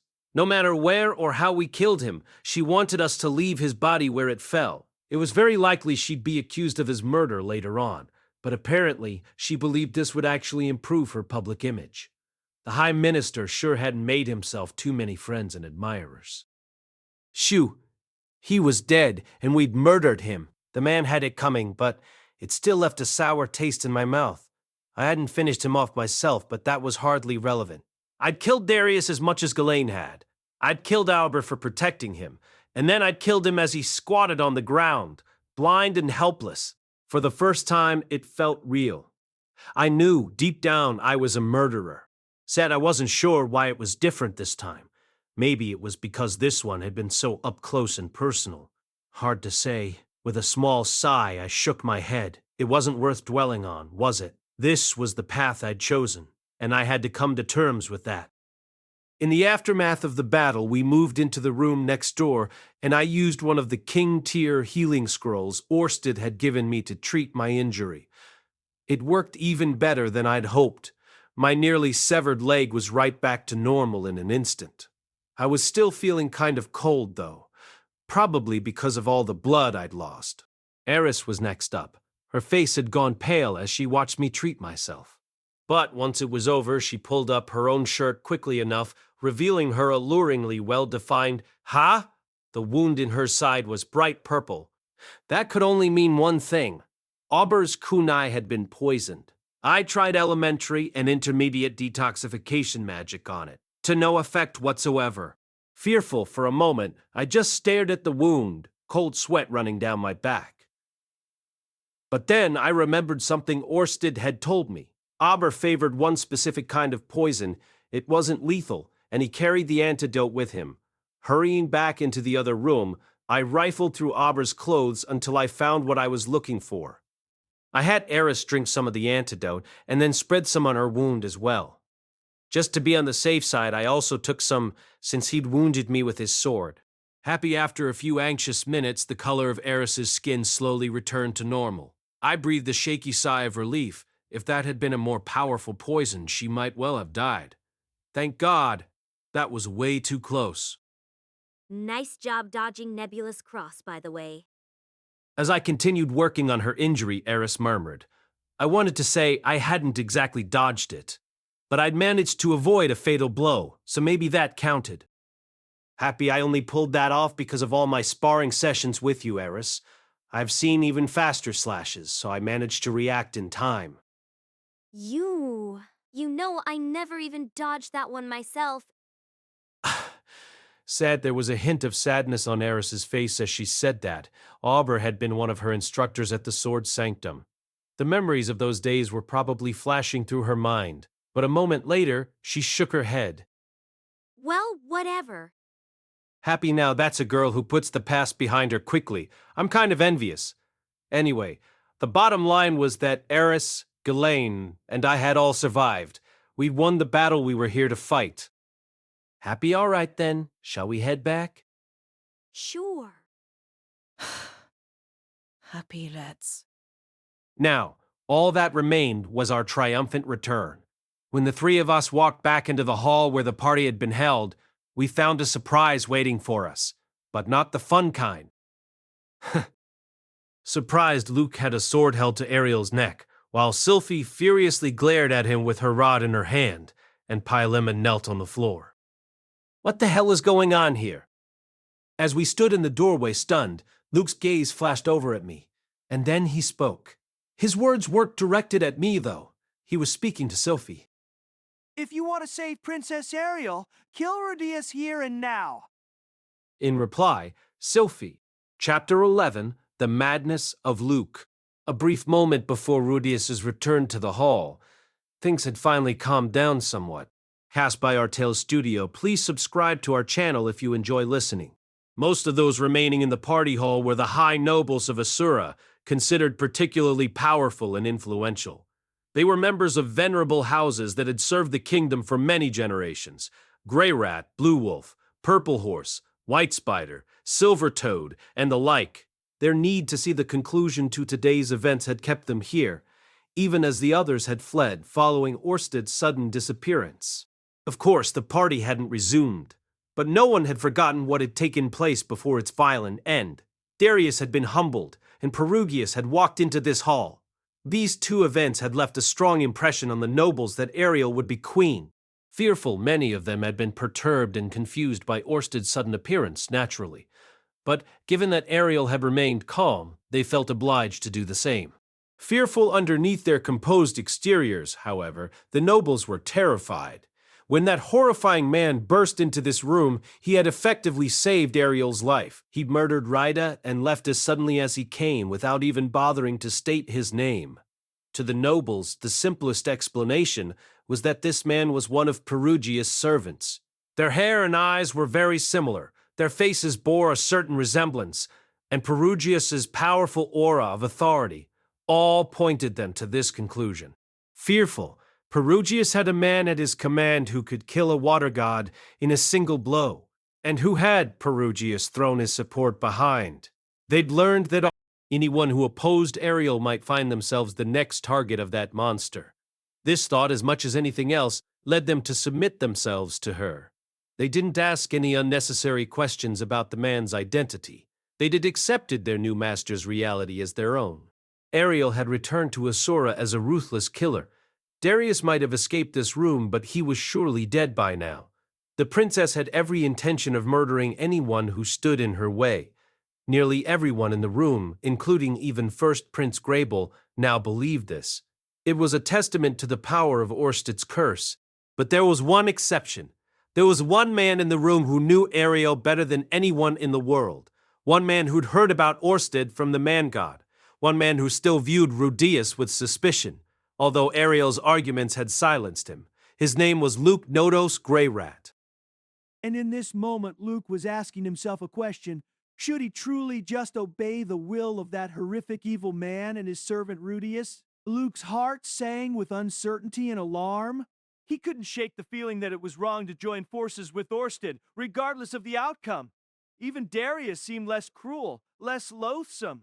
The man-god had visited Luke in his dreams, glowing with holy radiance. With kind, gentle, and thoughtful words, he had offered Luke guidance for the road ahead, explaining how to help Ariel take the throne, and warning that Rudeus had been seduced by the words of a vicious enemy. But Ariel insisted that this god was evil. She insisted that he was deceiving Luke and trying to destroy them all. And sure, many of the man-god's claims had ultimately turned out to be lies. No, not quite lies exactly. His words had been vague and ambiguous in a way that led Luke to draw the wrong conclusions. Perhaps he shared the blame for jumping to conclusions. In any case, Luke was Princess Ariel's loyal knight. He was inclined to take her word over that of an unfamiliar so-called god with unclear motives. Even if he couldn't manage to believe the same thing she did, he was prepared to respect her judgment and follow her to the bitter end. But now, at this last stage of the game, his feelings on the matter had shifted sharply. Seeing Orsted with his own two eyes had changed everything. Luke considered himself a skilled evaluator of women. Conversely, he wasn't much good at sizing up the qualities of a man. This was a weakness he was conscious of. Even so, he knew beyond a shadow of a doubt that Orsted was evil. There wasn't the slightest chance that man would work with anyone to accomplish something meaningful. He was a villain to the core, a dark god who led men to their ruin. Ariel was simply wrong about him. Most likely, Rudeus had been enthralled by him as well. But even if that was the case, what was Luke to do? What action should he take? Now that he was sure the princess was following a path he viewed as wrong, he could express his opinion, yes, but what would that accomplish? Orsted had already taken action. He had already played his part. Darius and Grable were all but dead, and Ariel had essentially secured the throne. At this point, perhaps it was simply too late. Luke was no master with magic or the sword. What could he accomplish now? All on his own. The answer was nothing. He felt it in his bones. I am truly powerless. But just as he is beginning to give up entirely, there was movement in the corner of his eye. One of the nobles was approaching Ariel at a trot. Dropping to his knees before the princess, he bowed so low that his forehead touched the ground. Princess Ariel! High neutral, it was Pylamenotus Greyrat, Luke's own father. With a simpering smile plastered on his face, he addressed her in a voice loud enough that everyone in the hall could hear. Congratulations, Your Highness. To think this day has finally come, after all my years of waiting. Neutral, his voice rang with happiness, and he raised his head to look up at the princess. I had feigned loyalty to Grable's cause so that I could undermine them when the time was right, but it seems such scheming on my part was never even necessary. You've grown into a most formidable figure in your years abroad, it would seem. Disgusted, a number of nobles grimaced in distaste at the man's blatant opportunism. They knew that Palamon had personally sent assassins after Ariel following her return. They watched him with cold scorn in their eyes, marveling at how smoothly the lies slid from his lips. Lord Pylamon. It's quite all right, Your Highness. I know what you're thinking. With few allies, I was obliged to behave in manner that some might harshly criticize. But I assure you, everything I did was for your sake. Now that the danger is past, everything can be exactly as it was before. I'll provide you with my staunch Ariel didn't allow him to continue any further. Pylamenotus Greyrat, you had your family to consider. You had your safety to consider. Your betrayal was understandable, perhaps, given the weakness of my position. Surprised, Pylamon stared up at Ariel with his eyes wide. This was the first time she had ever shouted at him this way. But once you have betrayed your ally, have the dignity to stay their foe until the end. In your hour of defeat, you slink back to your former master? Have you no shame? Ah! Neutral, his eyes rolling frantically. Pylamon took a moment to squeak out a reply. My deepest apologies. Disgusted, some among the nobles couldn't quite stifle their laughter at this pathetic display. A crimson blush spread across his face as Pylamon hung his head in disgrace. But Ariel wasn't finished venting her anger just yet. A part of me viewed your changing sides as justifiable, since you sought to ensure the survival of your house. As long as you yielded your role to Luke and retired quietly to your lands, I had no intention of punishing you further. But now you fawn at the feet of the woman you betrayed? You are contemptible beyond words, sir. It's clear that your continued existence will be nothing but a burden on this kingdom.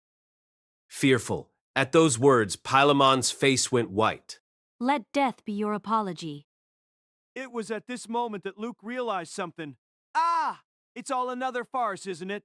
Ariel had probably expected this to happen all along.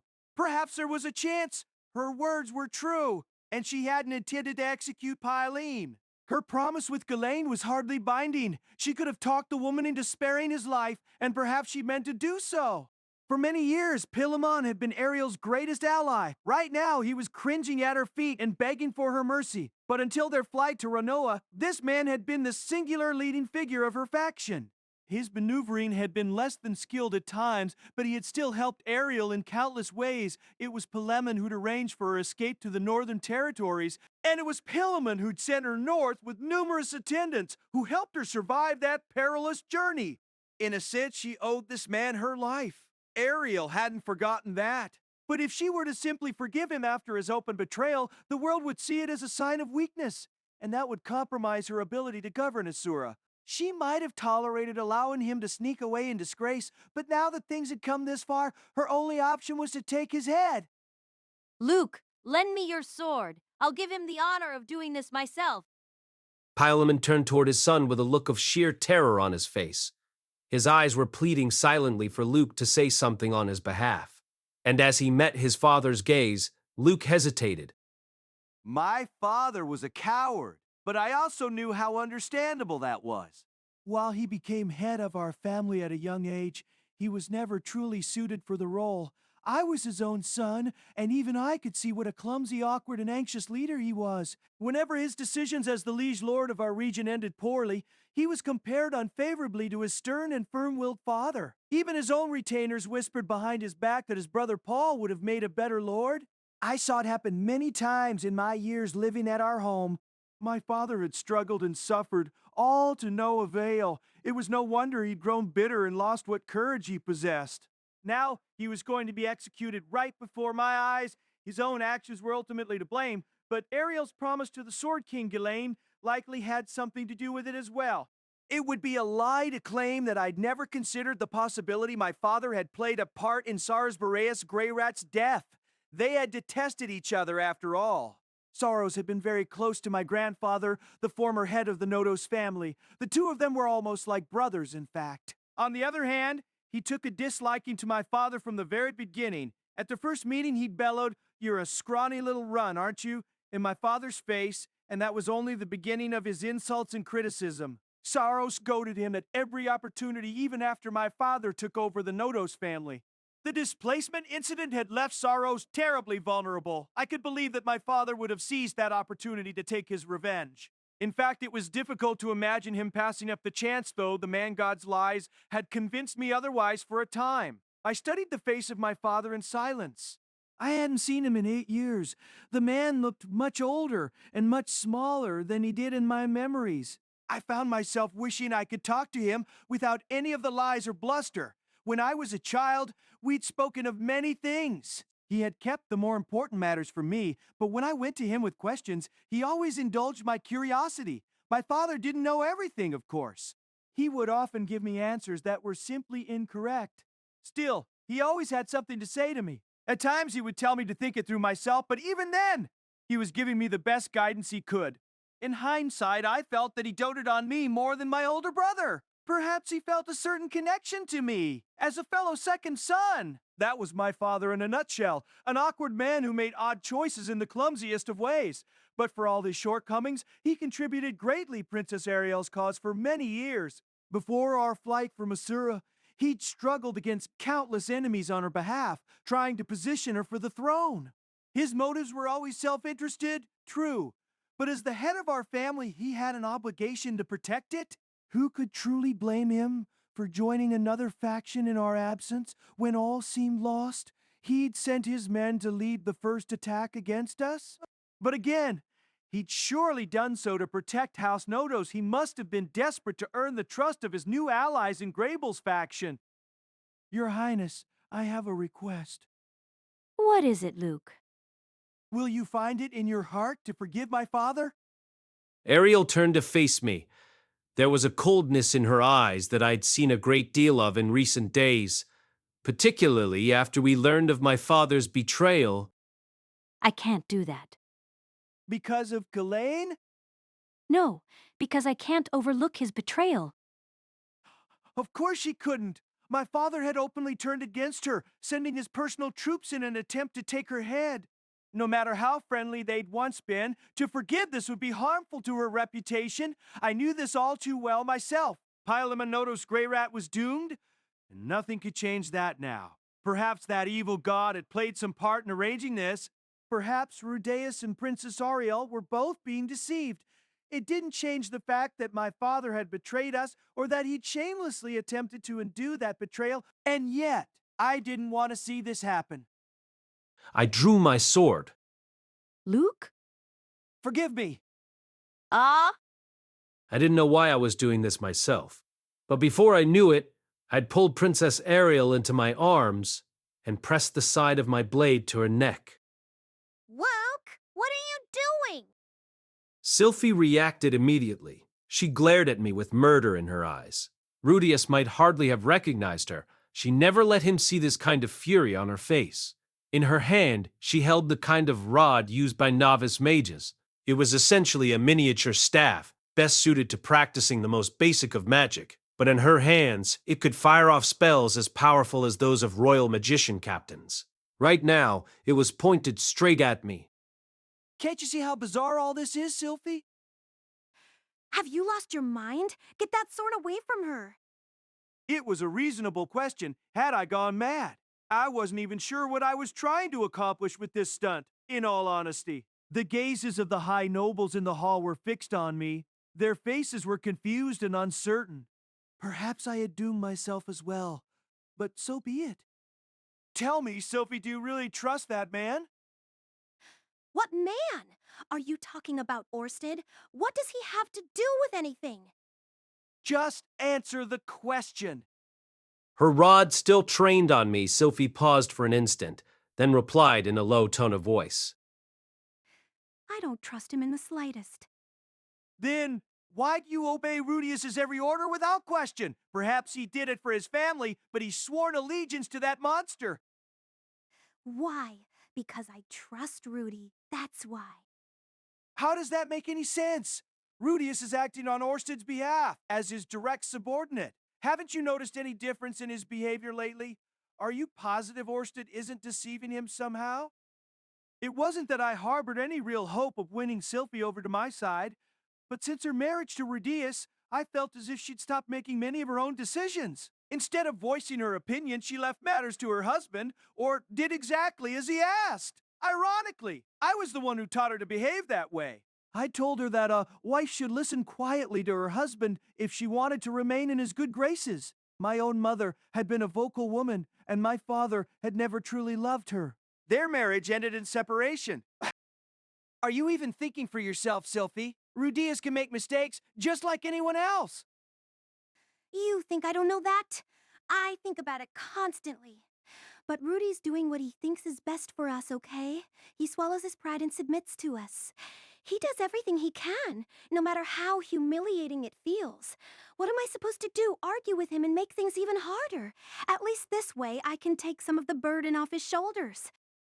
Sylphy's answer was clear and firm. In her thoughts, Rudeus came first before even herself. It felt as if she'd changed a great deal in these last few years. But perhaps I simply hadn't known the girl as well as I thought I did. And what if your blind loyalty puts Princess Ariel in danger? As I spoke these words, I pressed my sword to the neck of my sworn master. I was using the side of its blade. This wouldn't prevent me from being executed as a traitor, naturally, but I couldn't very well risk cutting Princess Ariel. It was simply wrong to mar a woman's skin with scars. You're the one with the sword against her neck. An excellent point, I must admit. Just then, the door to the hall swung open and Rudeus stepped into the room. His eyes found me and went wide with shock. Listen, Sylphy, by accepting everything Rudeus says, you're making yourself a pawn of that horrifying creature Orsted.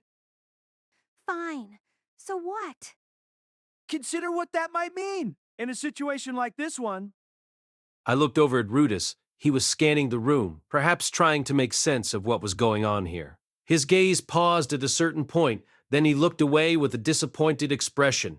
Glancing in that direction, I realized he'd been looking at Perugius. Despite the drama unfolding before him, the man was sitting casually in his chair, looking utterly unconcerned. There was a small, amused smile on his lips. If you want to save Princess Ariel, kill Rudeus here and now. What would your answer be if I made such a demand? Sylphy's eyes went wide. She didn't turn around, although she clearly knew that Rudeus was standing behind her now. You could be forced to choose between the two, and what would you do then? I knew it was an ugly, unfair question. I wasn't even sure why I was asking it. Was this truly what I'd wanted to say? I'd choose Rudy. Neutral Sylphy didn't need much time to think about it. Her reply was nearly instantaneous.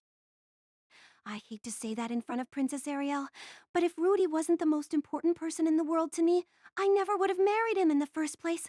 I never would have had a child with him. Sad it made me slightly sad to hear those words, and I imagine the princess felt the same. Rudeus brought both hands to his mouth, but failed to completely cover his smug grin. The man could be truly obnoxious at times. I'll stick by Rudy no matter what. I don't know how it will turn out in the end. For all I know, Orsted might decide he doesn't need us anymore. But no matter how ugly things get, I'm going to be there helping Rudy. I mean, that's what I signed up for, right? Those words hit me like an arrow to the chest. She was right. I felt it in the pit of my stomach. I'd found one of the answers I was struggling for. Ha!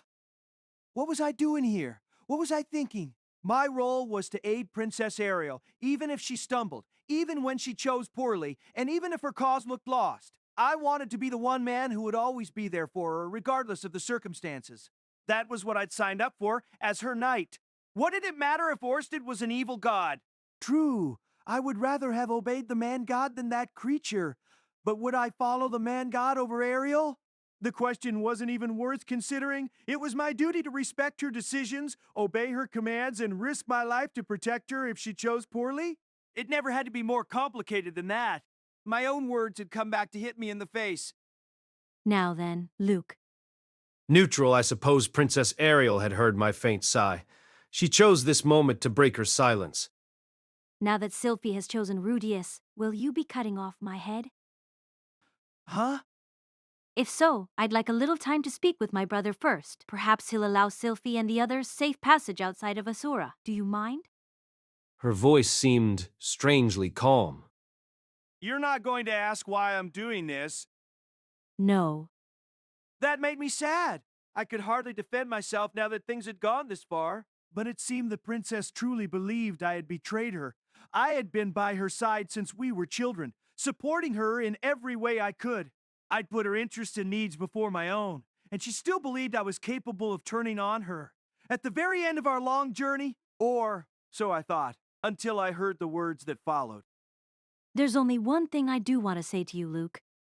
I am your princess. I nearly broke down in tears. Those words were reward enough for me. Even after what I'd done, Princess Ariel still saw me as her knight. She'd never believed I could betray her. She was confident in my loyalty, even now, with the blade of my sword pressed against her neck. I tossed my sword aside.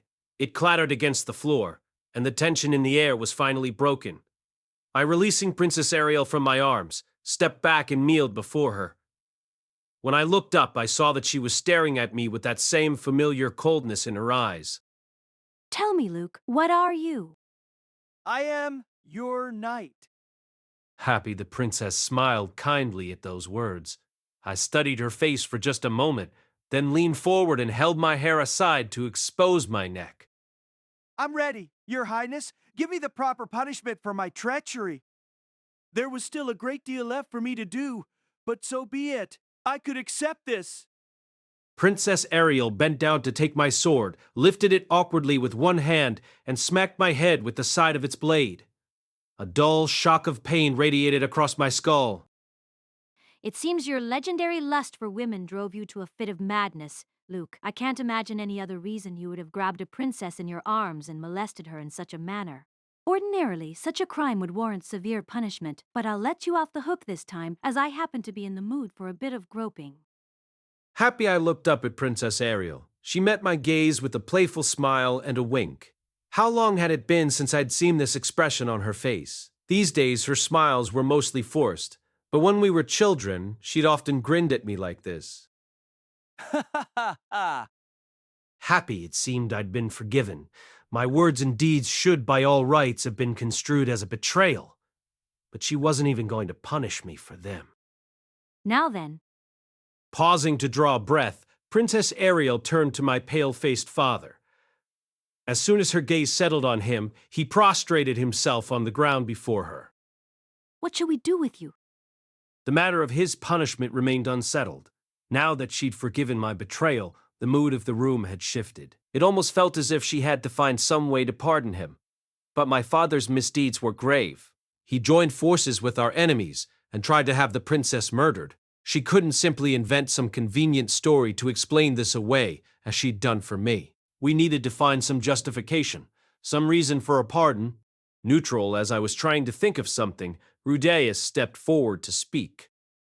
When we cornered him, Darius revealed he was the one who had arranged for Sorrow's death. Lord Pylamon was just a pawn in his game, from the sound of things. And what became of Darius? We killed him. I see. In that case, I think we might as well assign him all the blame. As she spoke those words, Princess Ariel turned her gaze to someone behind me. I turned, and I found that Ghislaine and Eris had slipped around me at some point. They might have cut me down from behind if I'd kept my hold on Princess Ariel for much longer. Ghislaine, can you accept that? Well, Neutral Ghislaine looked distinctly displeased at the suggestion. Perhaps she was determined to cut my father down regardless. But before she could raise an objection, Eris reached out and yanked her tail. With a jerk of surprise, Ghislaine looked over at her pupil. In neutral, Eris folded her arms and stuck her chin into the air. Ghislaine, we got revenge for Grandfather Soros already, okay? Don't be greedy. if you say so, Lady Eris. At those words, Princess Ariel turned back to my father with a satisfied expression on her face. There, you have it, Lord Pylamon. I'll issue my judgment to you at a later date. Why? Yes, Your Highness. My father threw himself to the ground once again, groveling in gratitude. He wouldn't get off without any punishment, of course, but it seemed his life had been spared. I'm sorry, Luke. The words were barely audible, but I was close enough to hear them clearly, and a wave of relief washed over me. I looked around the room. Rudeus was speaking quietly to Sylphy, who had her arms around him, and stroking her head.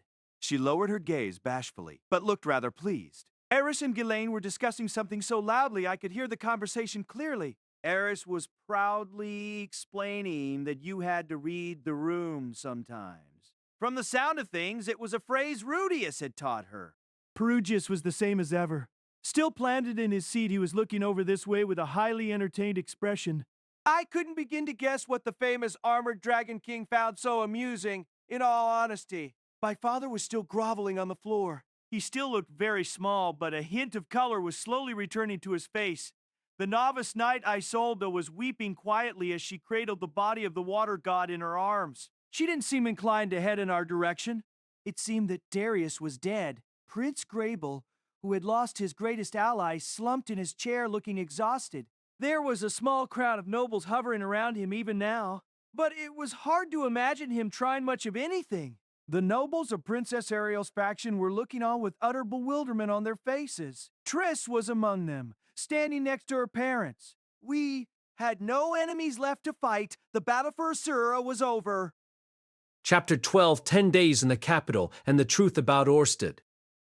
10 days had passed since our battle in the palace. We defeated the water god Radia and Aber, killed Darius, and welcomed Perugius to Asura, overwhelming Prince Grable and his faction. In the end, Ariel opted to strip Pylamon of his role as the head of the Nodos Grey Rats and confined him to their domain. Luke would be assuming the leadership of the family, with his elder brother acting as his assistant. Luke's brother had excellent social skills and seemed to be something of a budding politician, so I got the feeling he would end up handling the day-to-day operations of the family. At first, Ghislaine continued to view Pylamon and his son with undisguised hostility.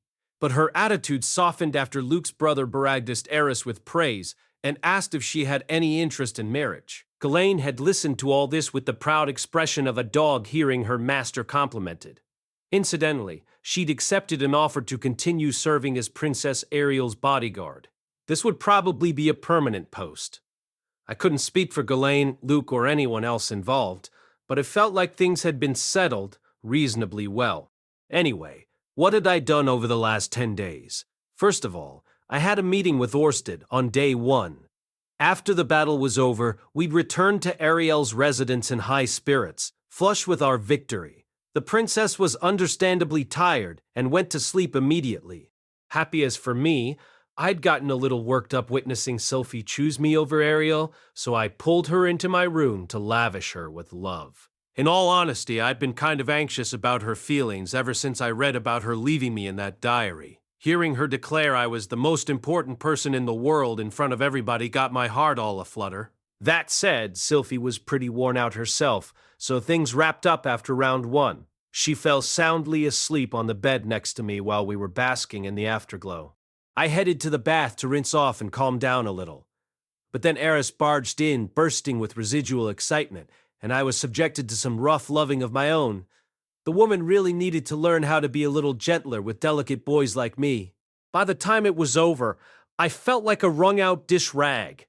When I finally staggered out of bed the next morning, one of the maids informed me that a letter had been dropped off for me. The sender's name wasn't on the envelope, but it was sealed with the dragon god's crest. Clearly a memo from the boss. The letter was short and simple. He expressed concern about my injuries and directed me to come meet him that same day. Our conference room that day was a graveyard. I'd been summoned to a cemetery for servants on the very edge of the nobility's district. It was a quiet, isolated island of grass and stones in the middle of the city. The specific meeting place was underneath the surface, in a catacomb that looked like the ideal setting for a late-night zombie dance party. A bit creepy, but no undead creature could be more terrifying than the man who was waiting for me there. You're here, Rudeus Grey Rat. Happy, of course, as you requested, sir. Orsted was sitting on a coffin with his chin in his hand. Personally, that struck me as a bit disrespectful to the dead, so I made a table and chairs with my earth magic. Please, have a seat. Neutral, I said, setting my candle down and pulling out a chair for Orsted. My thanks. Neutral, once the boss had taken his seat, I settled down across the table from him. Now it was time to get the conference underway. First of all, congratulations on a job well done, Rudeus. It's now guaranteed that Ariel will be king. Is it really guaranteed? The king won't be passing away for a while, right? The king's illness couldn't be cured. He was essentially dying of old age. But it was going to take some time for that to actually happen. I knew for a fact that there were desperate, stubborn nobles who'd be using that period to try pushing Grable back into position for the Ariel herself had warned us that it was too early to get careless. There were other unpredictable factors to consider, too. The Water King Isolde had watched her beloved master die before her eyes, and the Boreas family had been closely tied to Darius. Both would require careful monitoring. In all honesty, I had expected my next job assignment to involve mopping up the remaining opposition here. Rest assured, between Perugius's endorsement and the death of Darius, Ariel's victory has become certain. For some reason, he seemed totally confident of this. I couldn't understand why, but it was obvious he was no longer the slightest bit concerned about the outcome of this power struggle. You look rather puzzled, Rudeus Grey Rat. Whoops. Was I being that obvious? Well, Sir Orsted, in all honesty, I think it's too early to let down our guard. Fearful, Orsted's gaze struck me with full force. Fearful, come on, boss. It's not like I don't believe you or anything, really. I'm just trying to say it isn't exactly over yet, you know? I mean, well, sometimes things don't work out exactly as you foresee, right? It feels like we wrapped this up really quickly. Isn't there at least a chance the man god still has a trick or two up his sleeve? No. I can say that with certainty. There wasn't much I could say to that, really. Orsted was still hiding something from me, and it seemed he didn't have any intention of changing that. Sad well, I was a disciple once. Guess it makes sense to keep me in the dark. Fearful, I hadn't meant to mutter those words, but they slipped out anyway. I regretted them immediately. Orsted rose to his feet at once and glared at me even more intensely than usual. Yikes. I'm sorry, sir. I didn't mean it like that. It's not like I'm complaining about you keeping things from me. It's true, Rudeus Grey Rat. I never completely trusted you. Fearful, I fully activated my eye of foresight to frantically glance around in search of an escape route. It was no good. Shadowy images of Orsted had me surrounded on all sides. If I jumped up and tried to flee, he'd cut me off in no time. Guess I'll just prepare myself for the worst. In fact, I monitored you throughout this mission to see if you might betray me for the man-god. Oh, well, that did make sense. I mean, the man probably could have taken out Aber or anyone else all by himself without me even noticing. Maybe he had left them to me as a test of sorts. But after your performance in this matter, it's clear to me that you're not just talk. You are a man worthy of my trust. Allow me to offer you an apology, Rudeus Grey Rat. Part of what I've told you about myself is a lie. Surprised. Orsted scowled at my question. No, maybe that was just a thoughtful frown. Sometimes I wish the guy would take some time to practice the art of smiling. It would make talking to him a lot less stressful. Then again, I had some problems in that department myself.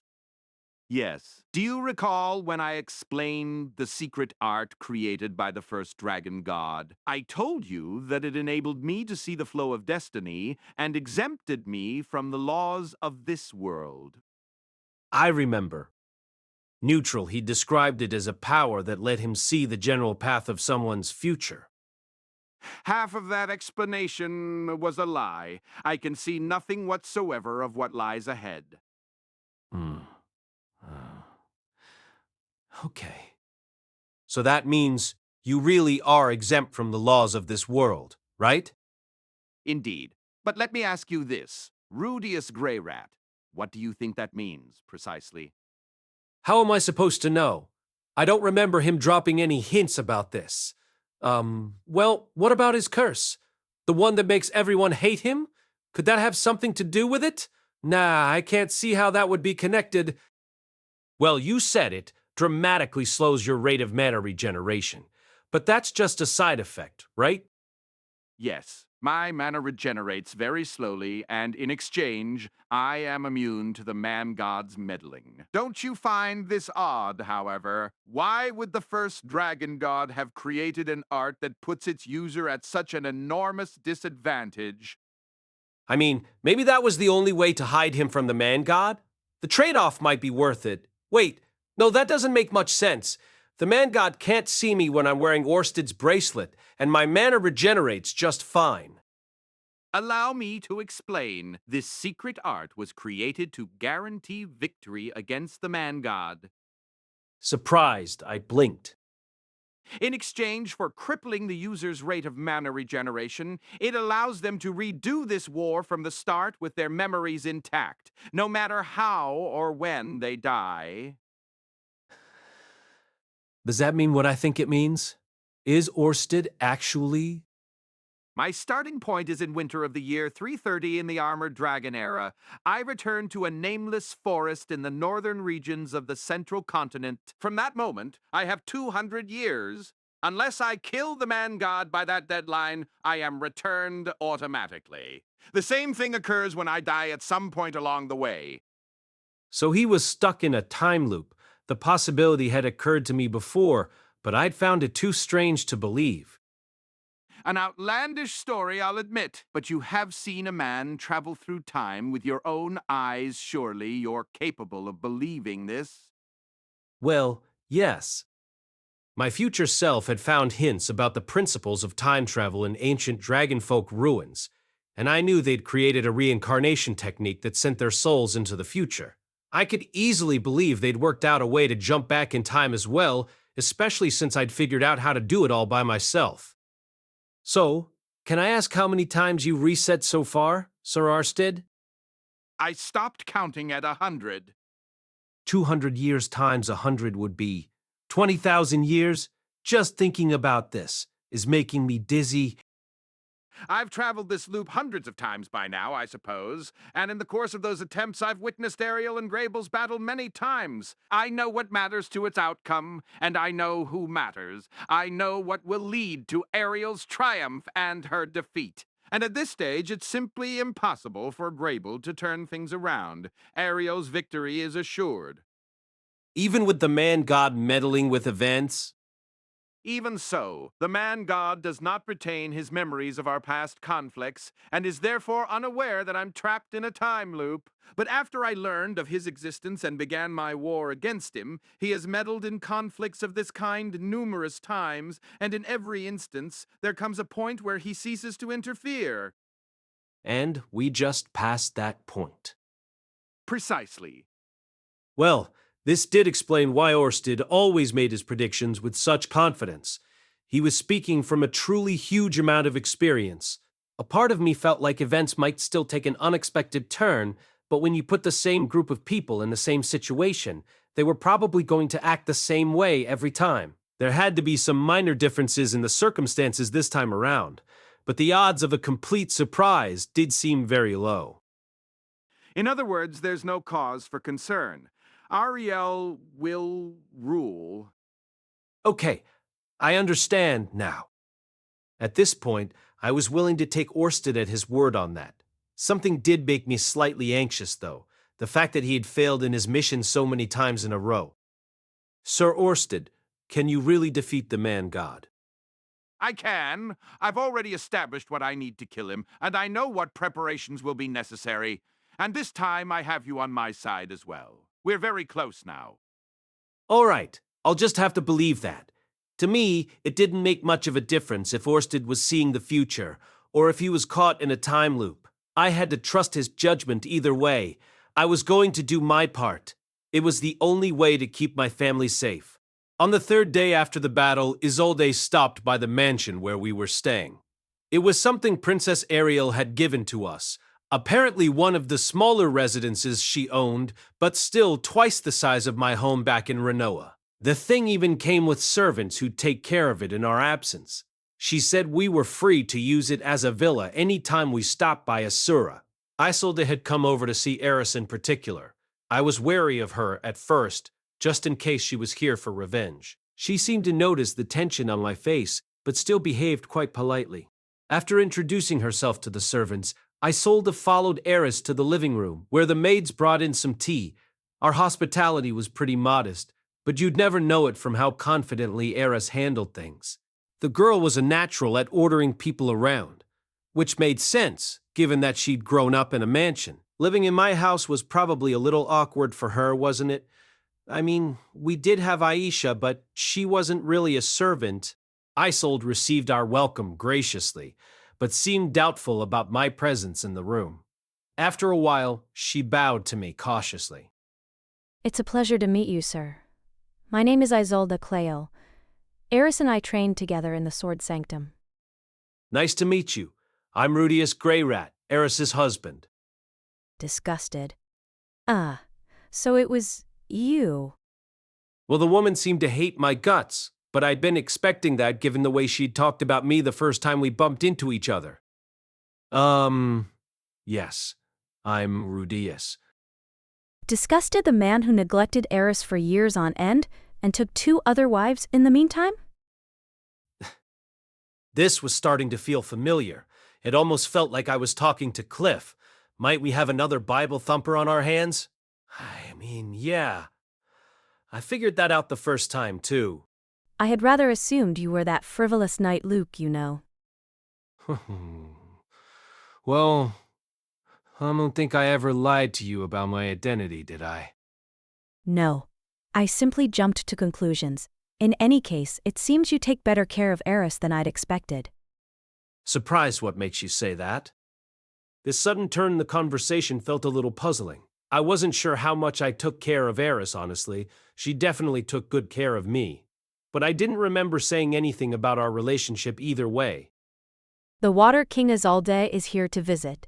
She was a student of the water god Rida and saw her master killed before her eyes. What if she's an enemy of the princess? What if she came here for revenge? Eris might draw her sword. I have to protect her.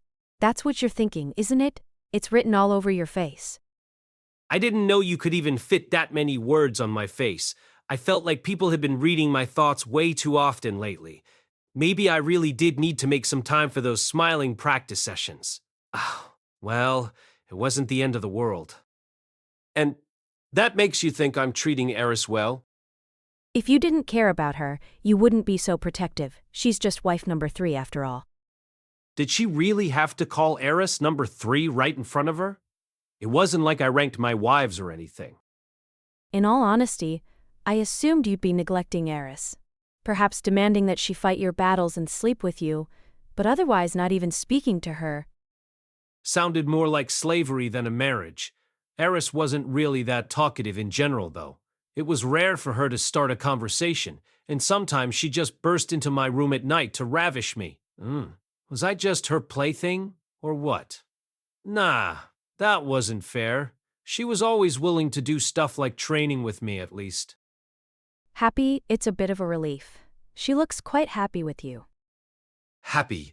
Well, I'm glad to hear you think so. That earned me a smile from my Isolde. It was a beautiful thing to witness, honestly. She looked like the prim and proper type, but there was a hint of the alluring about her too. Men would be falling over themselves around her once she really blossomed. But I had a feeling that wouldn't happen until she got married.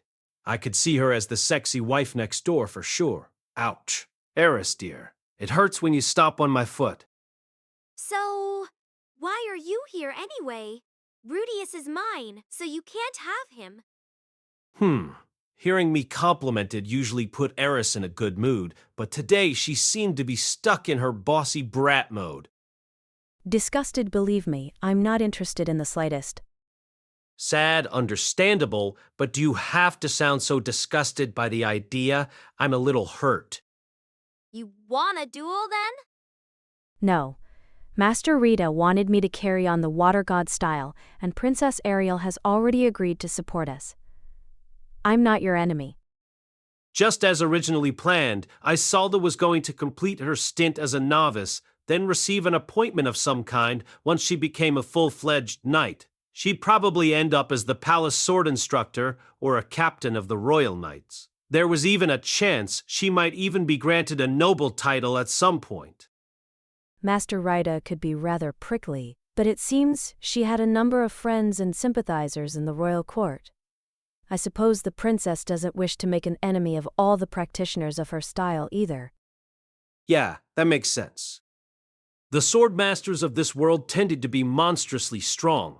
Political clout still counted for more than combat prowess, but it would be silly to antagonize a group of deadly fighters when you could get them on your side instead. And of course, we're all quite relieved to know that our training halls won't be shut down entirely.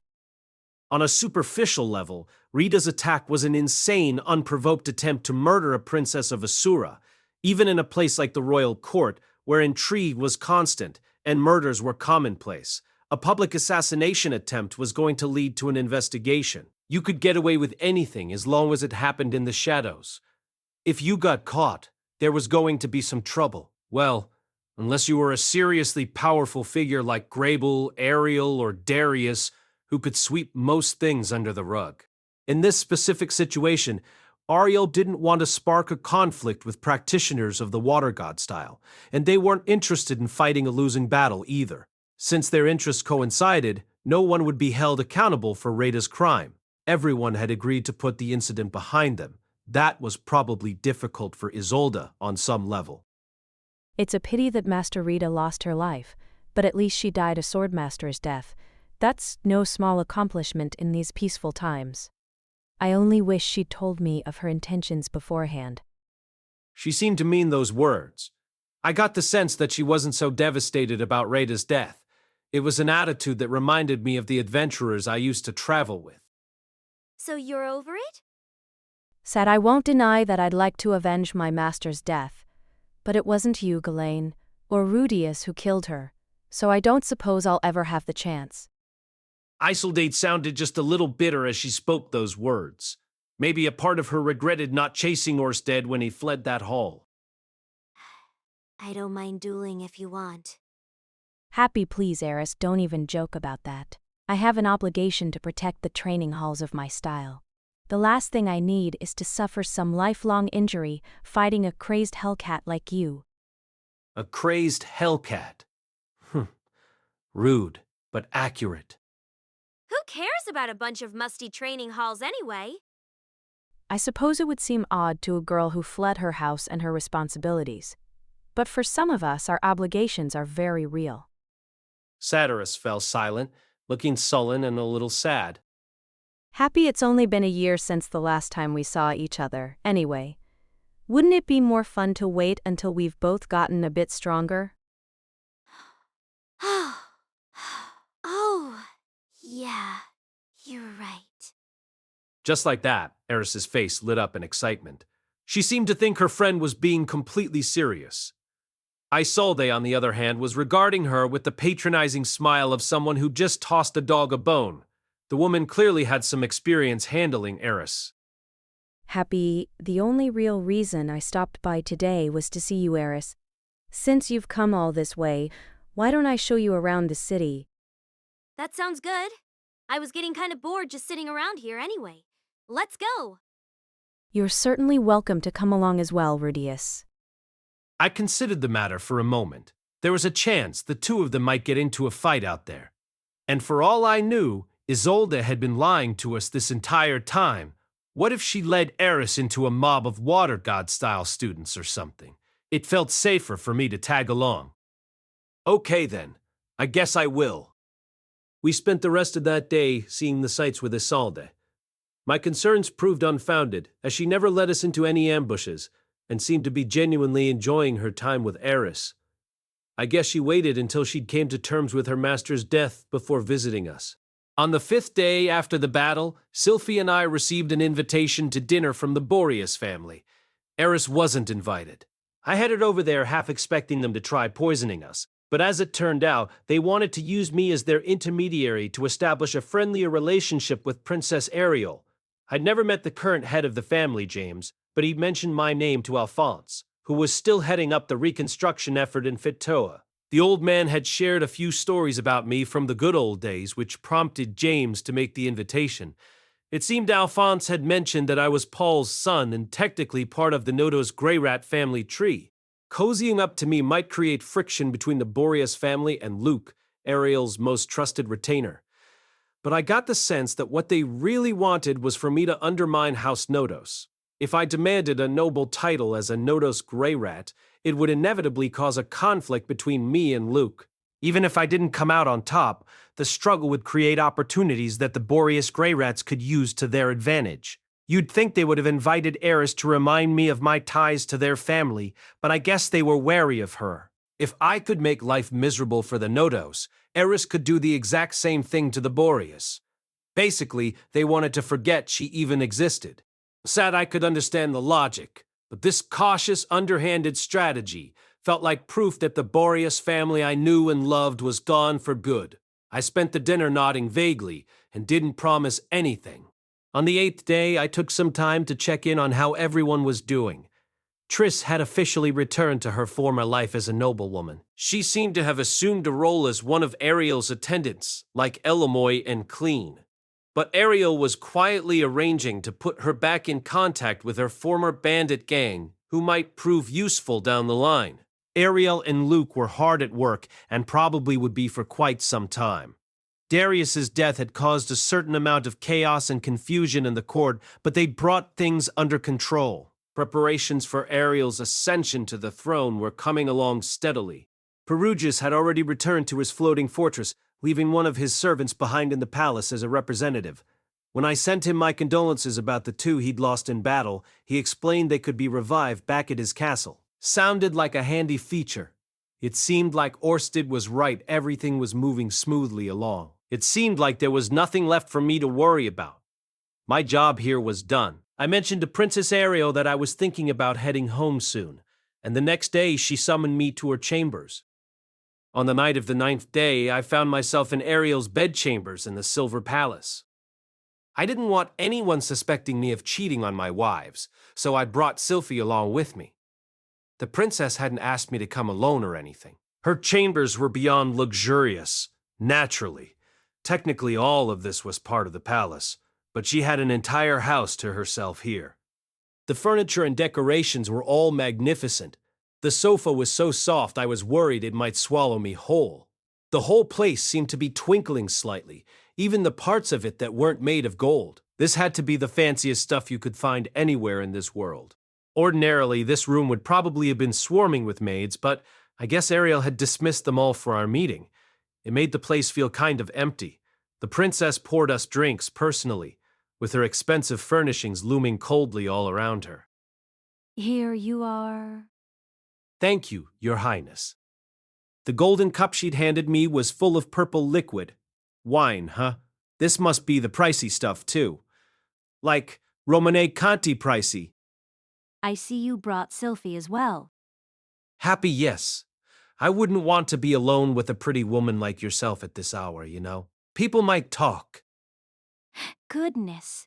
Yes, I suppose there's no telling what could have happened, is there? Ariel was smiling, but Sylphy didn't look amused. She did know I was joking, right? Rudy really might have gotten you into bed, you know? My wife seemed to think I was a beast who would cheat on her at any opportunity. Sad, but I only had myself to blame. Even if Sylphy didn't trust me, I still trusted her, especially now that she'd told everyone she would choose me over Ariel. Hearing that really got my heart quivering, honestly. If I were a praying mantis, I probably would have let her eat me on the spot. After handing Sylphy her glass of wine, Ariel settled down into a seat across from us. Allow me to express my sincere gratitude once again, Rudeus. It's thanks to you that we've made it to this point. I don't think I agree, Your Highness. This was your victory, and you made it happen yourself. All those years Ariel spent making connections and gathering allies back in the kingdom of Renoa had finally paid off. She had a whole stable of talented, savvy loyalists at her disposal. They were already stepping in to fill the vacuum left by Darius's death and to replace the nobles of the Grabble faction. If things kept moving along according to plan, the princess would have total control over the kingdom before too long. And what of the matter with Lord Perugius? Or your guidance on our journey? Or that introduction you arranged for me? It was you who made this possible, Rudeus. I would have fallen short without your assistance. Happy, well, it's nice of you to say so. I owe you a great deal. Perhaps Sylphy's right. You might have got me into bed tonight if you tried. Ariel flirtatiously batted her eyes at me for a moment. My gaze wandered downward, reaching the nape of her neck before Sylphy glared at me so hard I managed to stop myself. By the time my eyes returned to her face, the princess had gone back to her usual smile. I'm only joking, but in all seriousness, I truly would like to reward you somehow. Reward me? I don't think that's necessary. This whole thing had essentially been a work assignment for me, and she'd already given me an entire mansion we could use as a vacation home. Come now. Is there anything I can do for you? Given my promise to Luke, I can't offer you territory or a noble title, but you can have anything else I'm capable of giving you. Well, that didn't narrow it down much. It felt like there were lots of things I wanted, but it was hard to pin down a single request. There were plenty of things you could only find in the kingdom of Asura. Maybe she could get me a rare grimoire or something? Oh, wait, there is one thing I could ask for. Well, I'm not sure when it's going to happen, but at some point I intend to start selling a figurine that comes with a book. It's a figurine of a demon, so it would help to get official permission from the royal family. Ah, yes. I remember you discussing this with Lord Perugius. Right. I'm guessing it might be a little difficult, though. The Millis Church was very prominent in the kingdom of Asura. If they saw the royal family publicly encouraging the sale of demon figurines, it might lead to some political friction. Not at all. I'll see that you have authorization and provide you with workshops that can manufacture your product. You don't think the Millis Church will object? It won't be an issue. Problems of this sort can be solved with money. The power of bribery. It made sense, though. Taking the throne of Asura meant becoming the single richest person in the world. Happy okay then, I guess I'll get in touch once we're ready. Very well. I'll be ready and waiting. So we had a sponsor and a manufacturing plan. Now it just came down to how quickly Julie could perfect her skills. I seem to remember reading in my future self's diary that the figurines sold well when packaged with a picture book specifically. That sounded like a smart approach. There were a lot of illiterate people out there, but they could at least look at the pictures. We'd have to find an artist if we really wanted to rake it in. As I busied myself with counting unhatched chickens, Ariel straightened her back and turned to Sylphy. Of course, I owe this victory to you as well, Sylphy. Congratulations, Ariel. I'm so happy for you. Yesterday, Sylphy had formally quit her job as Ariel's bodyguard. She'd been busy arranging for her replacement until the day before. But once it was actually done, she spent an entire day with her head in the clouds. You're sure you don't need my help anymore, right? That's right. I'll be just fine. Thank you so much for all the years you spent protecting me. Ariel bowed her head deeply as she spoke those words. That wasn't something you saw every day. Please, Ariel, you don't have to bow to me. I don't want to pretend I can repay you with gifts or money, Sylphy, but I want you to understand how truly, deeply grateful I am. You've helped me in more ways than I could even count. Come on, it's not that big a deal. I was just helping out my friend. Happy Sylphy took the princess's hands and squeezed them gently as she spoke. They had been friends for an entire decade now, hadn't they? You could really tell how much they cared about each other. Please do come back to see me, Sylphy. You're welcome any time. I will, I promise. And if you happen to be in Renoa, well, I guess you wouldn't have time to stop by our house or anything. True, but I can always arrange for a party at the castle there. You'll all be invited, naturally. I guess we're big, important people now, huh? Happy Sylphy and Ariel talked cheerfully for a while after that. As I listened quietly, I found myself remembering the day I'd first met Sylphy. I could still see her trudging along that field all by herself, too scared to complain when the local bullies tossed mud at her. But here she was, chatting happily with a royal princess, and more importantly, a friend. The thought made me feel all warm and fuzzy. Finally, the 10th day came. It was time for us to leave Asura behind. Chapter 13, Farewells and Changes. On the day we planned to depart, a visitor came to our mansion first thing in the morning. It was Ghislaine, and she'd brought 3 wooden swords with her. She didn't explain the purpose of her visit, but she didn't really need to either. Eris and I both took a wooden sword, got dressed, and headed out back. The mansion's backyard was relatively large, but it was also full of flower beds, which made it feel a bit cramped. Still, we had enough space for our purposes. Eris and I faced Ghislaine with our swords in our hands. A bleary-eyed Sylphy looked on from a chair a short distance away. The maids, who were already hard at work, were shooting puzzled glances our way as well. Let's begin the training session. At these words from Ghislaine, Eris and I brought our swords to our waist and bowed. We're ready. Ghislaine nodded briefly and raised her sword. We followed suit. All right, practice swings first. 1, 2. Eris and I swung our swords in time with Ghislaine's shouts and movements. In the early morning silence, our wooden blades sliced audibly through the air. My swings were slower and less clean than those of Eris or Ghislaine. But Ghislaine wasn't yelling criticism at me. Back in the day, she used to shout things like, "Keep your arms in tight," or "Watch the tip of your sword," every time I practiced with her. Maybe she wasn't going to bother today. Maybe she wasn't going to bother today. Angry, Rudeus. Stay focused. Right. Apparently, I'd jumped to conclusions. Still, she wasn't saying anything about my stance. I guess I had that part down solid, at least. I had been practicing my swing and the basic forms on a regular basis for many years now, so I suppose I'd improved significantly. 1990, 1990, 200. Stop! After we'd been going for a while, Ghislaine abruptly cut us off. There was sweat glistening on her forehead, and the same was true of Eris. 200 wasn't that many swings. but they had used all their strength for every single one of them. It wasn't about the numbers. Still, they weren't breathing hard or anything. Neither was I, for that matter. The practice swings were just our warm-up exercise. Forms next. We'll begin with swift wind. Yes! Eris and I lifted our swords again and began to practice set motions of the sword god forms. I didn't hesitate. These were the fundamental movements of this style, and I knew them by heart. I'd even taught them to Norn back in Renoa. Since my marriage to Eris, I'd also practiced with her almost every day. All right. Stop. Neutral once we worked our way through all the basic forms used in training. Ghislaine called out to us again. Pair off. At these words, Eris and I turned to face each other. This was a command to begin practicing with one of your fellow students. In most cases, this involved one student repetitively attacking the other in a specific manner. In Kendo, at least, you were supposed to have the less skilled partner take the role of attacker, but we always had Eris swing at me instead. That was how we had done it back when we were kids, and we stuck with it after our marriage. It just felt more natural that way. Begin.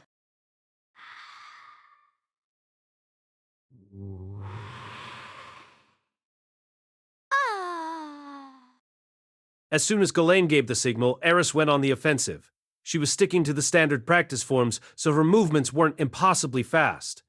Her sword moved just slow enough to allow me to respond, and she stopped her swings at the last moment when they would have struck me. Of course, the sword god style didn't teach you how to do that.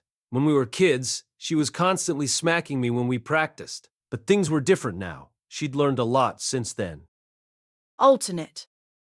When we switched roles, my attacks were totally ineffective. I didn't have to worry about stopping my sword. Eris took care of that for me just fine. The difference in our skill level was obvious. I could have put up a slightly better fight by relying on my Eye of Foresight, but I didn't activate it. I hadn't gained this power back when we were in Fitoa, so I wasn't going to use it. Not this time. Oh. Stopped. At Ghislaine's command, Eris and I lowered our swords. Normally, the next stage would be a free-form sparring session. Putting me up against Eris without my magic or demon eye wouldn't make for much of a contest. Of course. To my surprise, Ghislaine turned to me and jerked her head. Rudeus, step aside and observe. As I moved out of the way, Ghislaine stepped forward into my place. I backed away another 5 paces and kneeled on the grass. Facing off against her student, Ghislaine brought her sword behind her waist. This will be the last time, Eris. Right. Nodding, Eris lifted her own sword high above her head. It was a stance she never used when practicing with me. Ghislaine would be drawing and attacking in a single motion, and Eris would be swinging downward with all her might. It made for quite a contrast. The world seemed to stop moving entirely, and time itself slowed to a crawl. Cold sweat trickled down my back. I couldn't shake the feeling they were holding real swords in their hands. That moment seemed to last an eternity. But then there was a small gust of wind. This time, there was no formal signal. They'd moved too quickly for my eyes to follow. All I got to see was the end result. Eris and Ghislaine were standing with their swords outstretched at each other. The only real difference was that Ghislaine's blade had been broken at the base. Eris's sword was slightly bent, but it was pressed to her master's neck.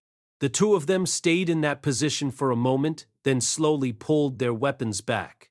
For some reason, Eris had a little scowl on her face. Her expression solemn, Ghislaine nodded to her student. That concludes our training session. Thank you very much.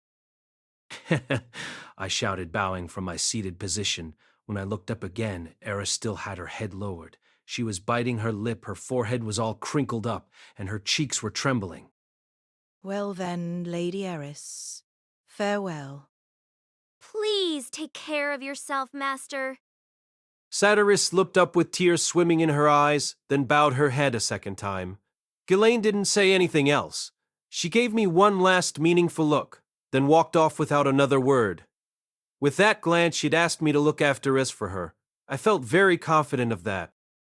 Rising to my feet, I bowed to Ghislaine one last time, bending deeply at the waist. She was the woman who had taught me the ways of the sword, and the woman who kept Eris safe for many years. I couldn't thank her enough for that. I really couldn't. Sad, the instant Ghislaine passed out of view, Eris broke down in tears. She cried so loudly I think everyone on the block could hear her. Later that morning, when it was time for us to leave, a large number of visitors stopped by to say their farewells to Sylphy. Many of them were nobles from Ariel's faction who knew Sylphy. They hadn't even known she was a woman and seemed quite surprised to learn she was married to me. That didn't change their respectful attitude, however. One by one, they briefly expressed their gratitude and then bid her farewell. Sylphy kept a smile on her face the entire time, but I could tell she was mostly just being polite. When it was finally over, she let out a long-suffering sigh and muttered, "This sort of thing really wears me out." Happy when Ariel's 2 attendants showed up, though, her face lit up with genuine happiness. I didn't know Elamoy, Bluewolf, and Clean Elrond very well myself, but they were close friends of Sylphy's. Their goodbyes were long and tearful, and involved a lot of promising to meet again someday. Our last visitor was Luke. He only stopped by for 15 minutes or so, now that he was both Ariel's right-hand man and the liege lord of an entire region. The man's schedule was getting busier by the day, but he'd found the time to slip away and say goodbye. Sylphy, take care of yourself, all right? Yeah, I will. He had a hard time looking Sylphy in the eye at first, however. I guess he was still feeling a little guilty. I'm sorry about the way I tested you like that at the very end, after all these years. It's okay, Luke. I know how anxious you were. I'm still not sure what I would have done if you'd really tried to hurt Princess Ariel either.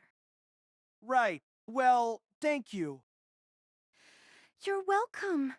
I'm not sure what for, though. You have a point.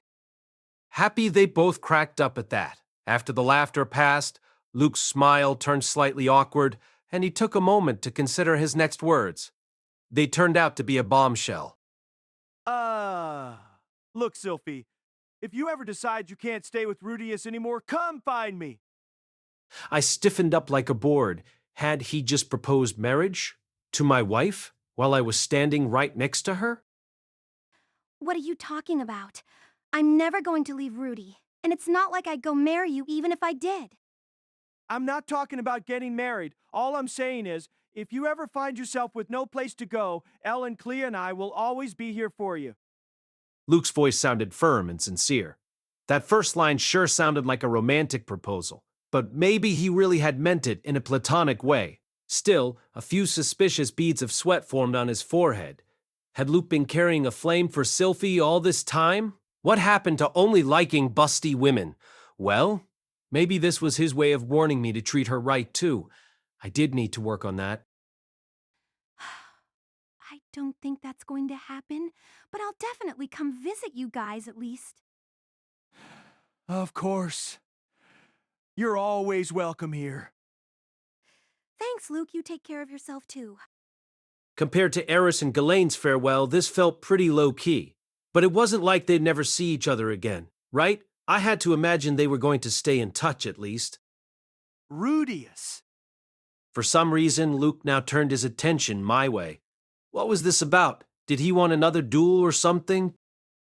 I'm sorry I was so suspicious of you on our journey here. Well, I wasn't expecting that. That's all right, Luke. I know my behavior was a little shady sometimes. It was true that Luke had been misled by the man-god, but I had also acted in some genuinely suspicious ways, even though I knew there was a good chance Luke might be a disciple. I had to share some of the blame for the way things played out. Anyway, it's your job to be a little paranoid, right? I'm glad you see it that way. Happy scratching at his cheek, Luke offered me an embarrassed smile. My offer stands for you as well, Rudeus. If that stick of a girl ever loses her appeal for you, come pay me a visit. We've got plenty of maids with curves in the right places. Luke? Happy flinching at the anger in Sylphy's voice, Luke chuckled softly. Oh. And with that, he headed back to the horse he'd rode in on. The man really knew how to hop onto a pure white steed. You had to give him that. He was born to play Prince Charming. Rudeus, look after Sylphy for us. Sylphy, take care. With those final words, Luke rode away like there were damsels to be rescued.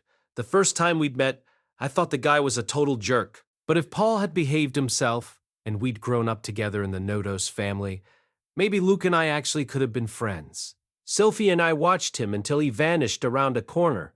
We'd said all our farewells. Now, it was finally time to head back home. It had taken us a good month to get here, but fortunately, Perugius would be making our return journey a good deal briefer. At some point in the last 10 days, he'd created a new teleportation circle in the royal palace. That would take us to his floating fortress, where we could teleport to the ruins just outside Sharia. From there, it would be a half-day's journey back to our front door. Compared to our long, eventful trip out, this was going to be a total breeze. From now on, we could use the same route to reach Asura in a single day if we wanted to. Happy when I explained this to Eris, I discovered that she'd expected our journey back to take over a month as well. "What the heck?" was her reply. I cried like an idiot over nothing. Then she punched me. Personally, I felt like it was a good thing that she'd done her big goodbye with Ghislaine. Geographically, they might be a mere day's travel away from one another, but they'd still gone their separate ways. I guess that beautiful memory had been spoiled slightly, though. Eris didn't cry too often, so it was a shame to think her tears had gone to waste. At this point, it occurred to me that Ghislaine had probably jumped to the same conclusion as her student. Those two were pretty similar in a lot of respects, weren't they? One of these days, we'd have to pop up out of nowhere and surprise her. Of course, Perugius would probably get irritated if we started breezing through his castle for no real reason, so it was probably best if we only used that route when we had some actual business to attend to. Come to think of it, though, it might be useful to have some emergency travel options of our own. Orsted probably knew how to draw teleportation circles, right? Maybe we could create more direct routes to Asura and the other major countries.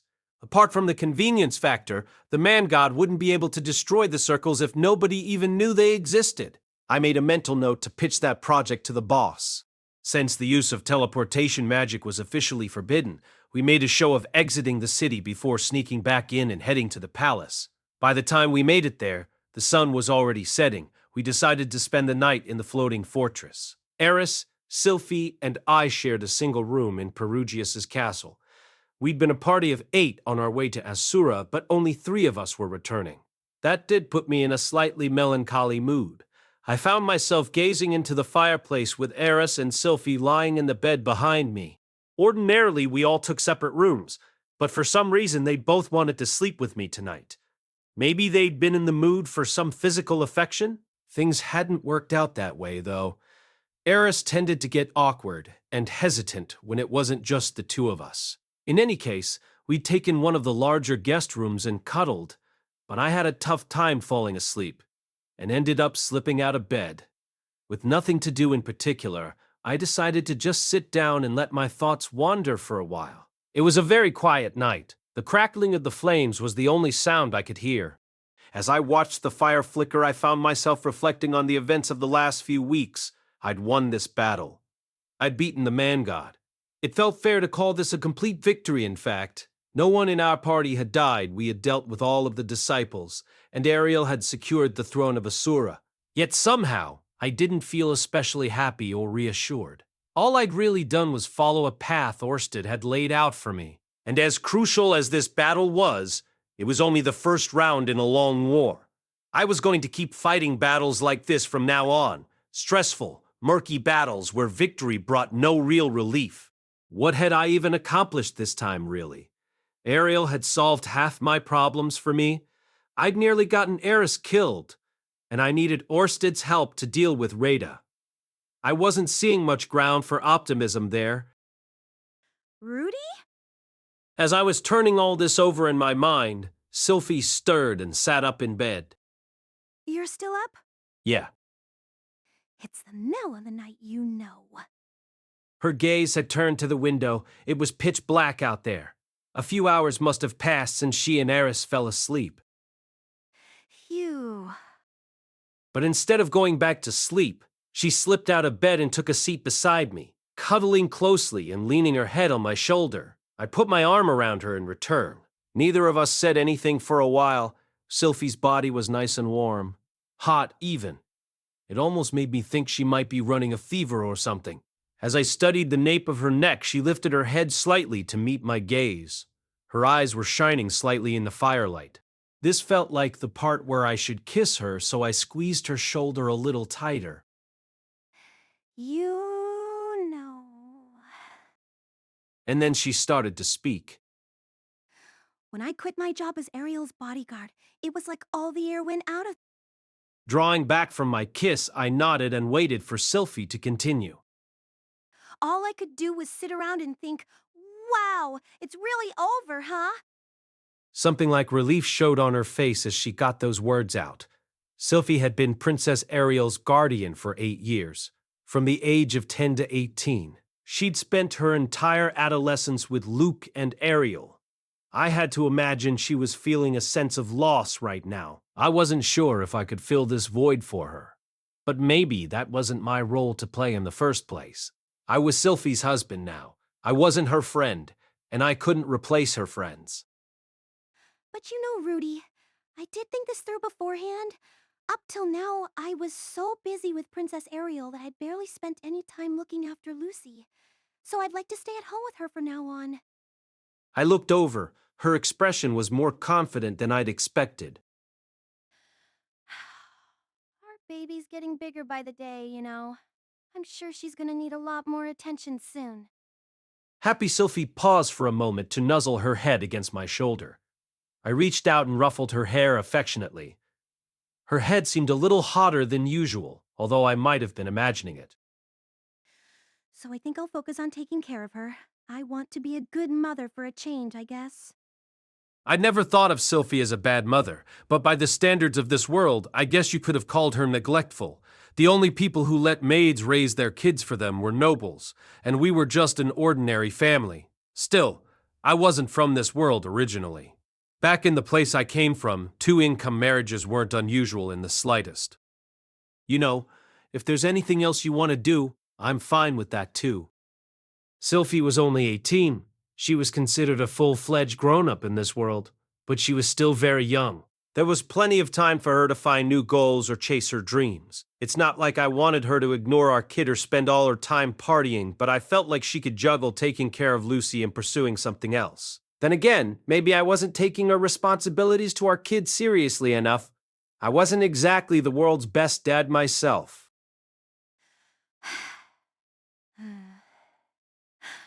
I'm not sure what that would be, though. Mushoku Tensei, cast by Arteli Studio. Please subscribe to our channel if you enjoy listening. I did want to be more like Eris for a while, I guess. Really? What did Eris have that Sylphy wanted? The first words that popped into my mind were big breasts. I liked Sylphy's just the way they were, honestly. But if she really wanted to work on this, I could always give her a daily massage to stimulate.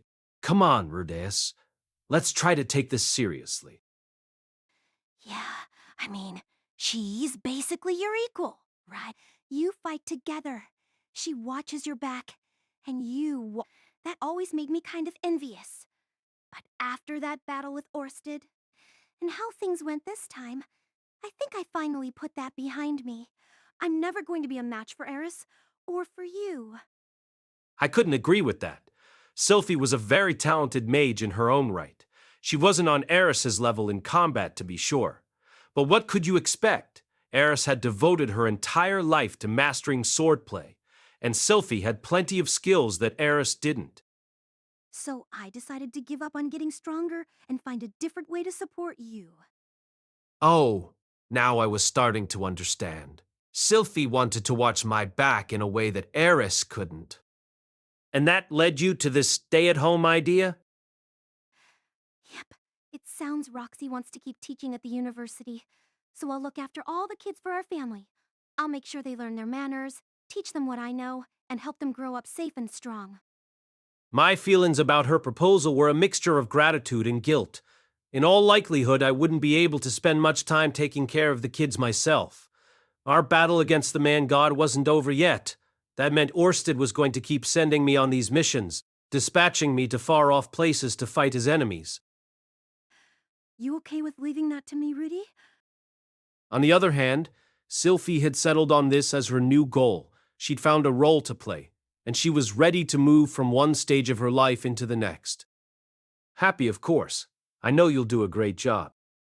Happy, I felt overwhelmed with sudden affection for my wife. Sylphy was always cute, but right now she looked even more adorable than usual. Unable to control myself any longer, I leaned in and kissed her on the lips. She didn't try to pull away, so I let my hand slide down from her shoulder to her butt. Sylphy's eyes opened wide with surprise, and she looked a little uncertain for a moment. But then she lifted her waist a little, fearful, and I froze like a warrior who had met Medusa's gaze. I could feel someone watching me, but from where? Oh, the bed. Fearful, Eris was awake, and she was looking our way with glittering eyes. I'm not talking about sparkly, happy glittering either. This was more of an angry tiger scenario. Why did she always just watch silently when she caught me with the other girls? It was mildly terrifying. Sorry. I guess we should just go to bed for tonight. Oh. Yeah, I guess you're right. Sylphy and I headed back over to the bed and got in next to Eris. There was time enough for the romance once we got back home. Rudeus might be spying on us anyway. Come on, Eris. Don't ruin the mood like that. But you were being all sneaky. Happy, no, I wasn't. You're always welcome to join in, you know. Want to give it a try? You can't be serious? That sounds so embarrassing.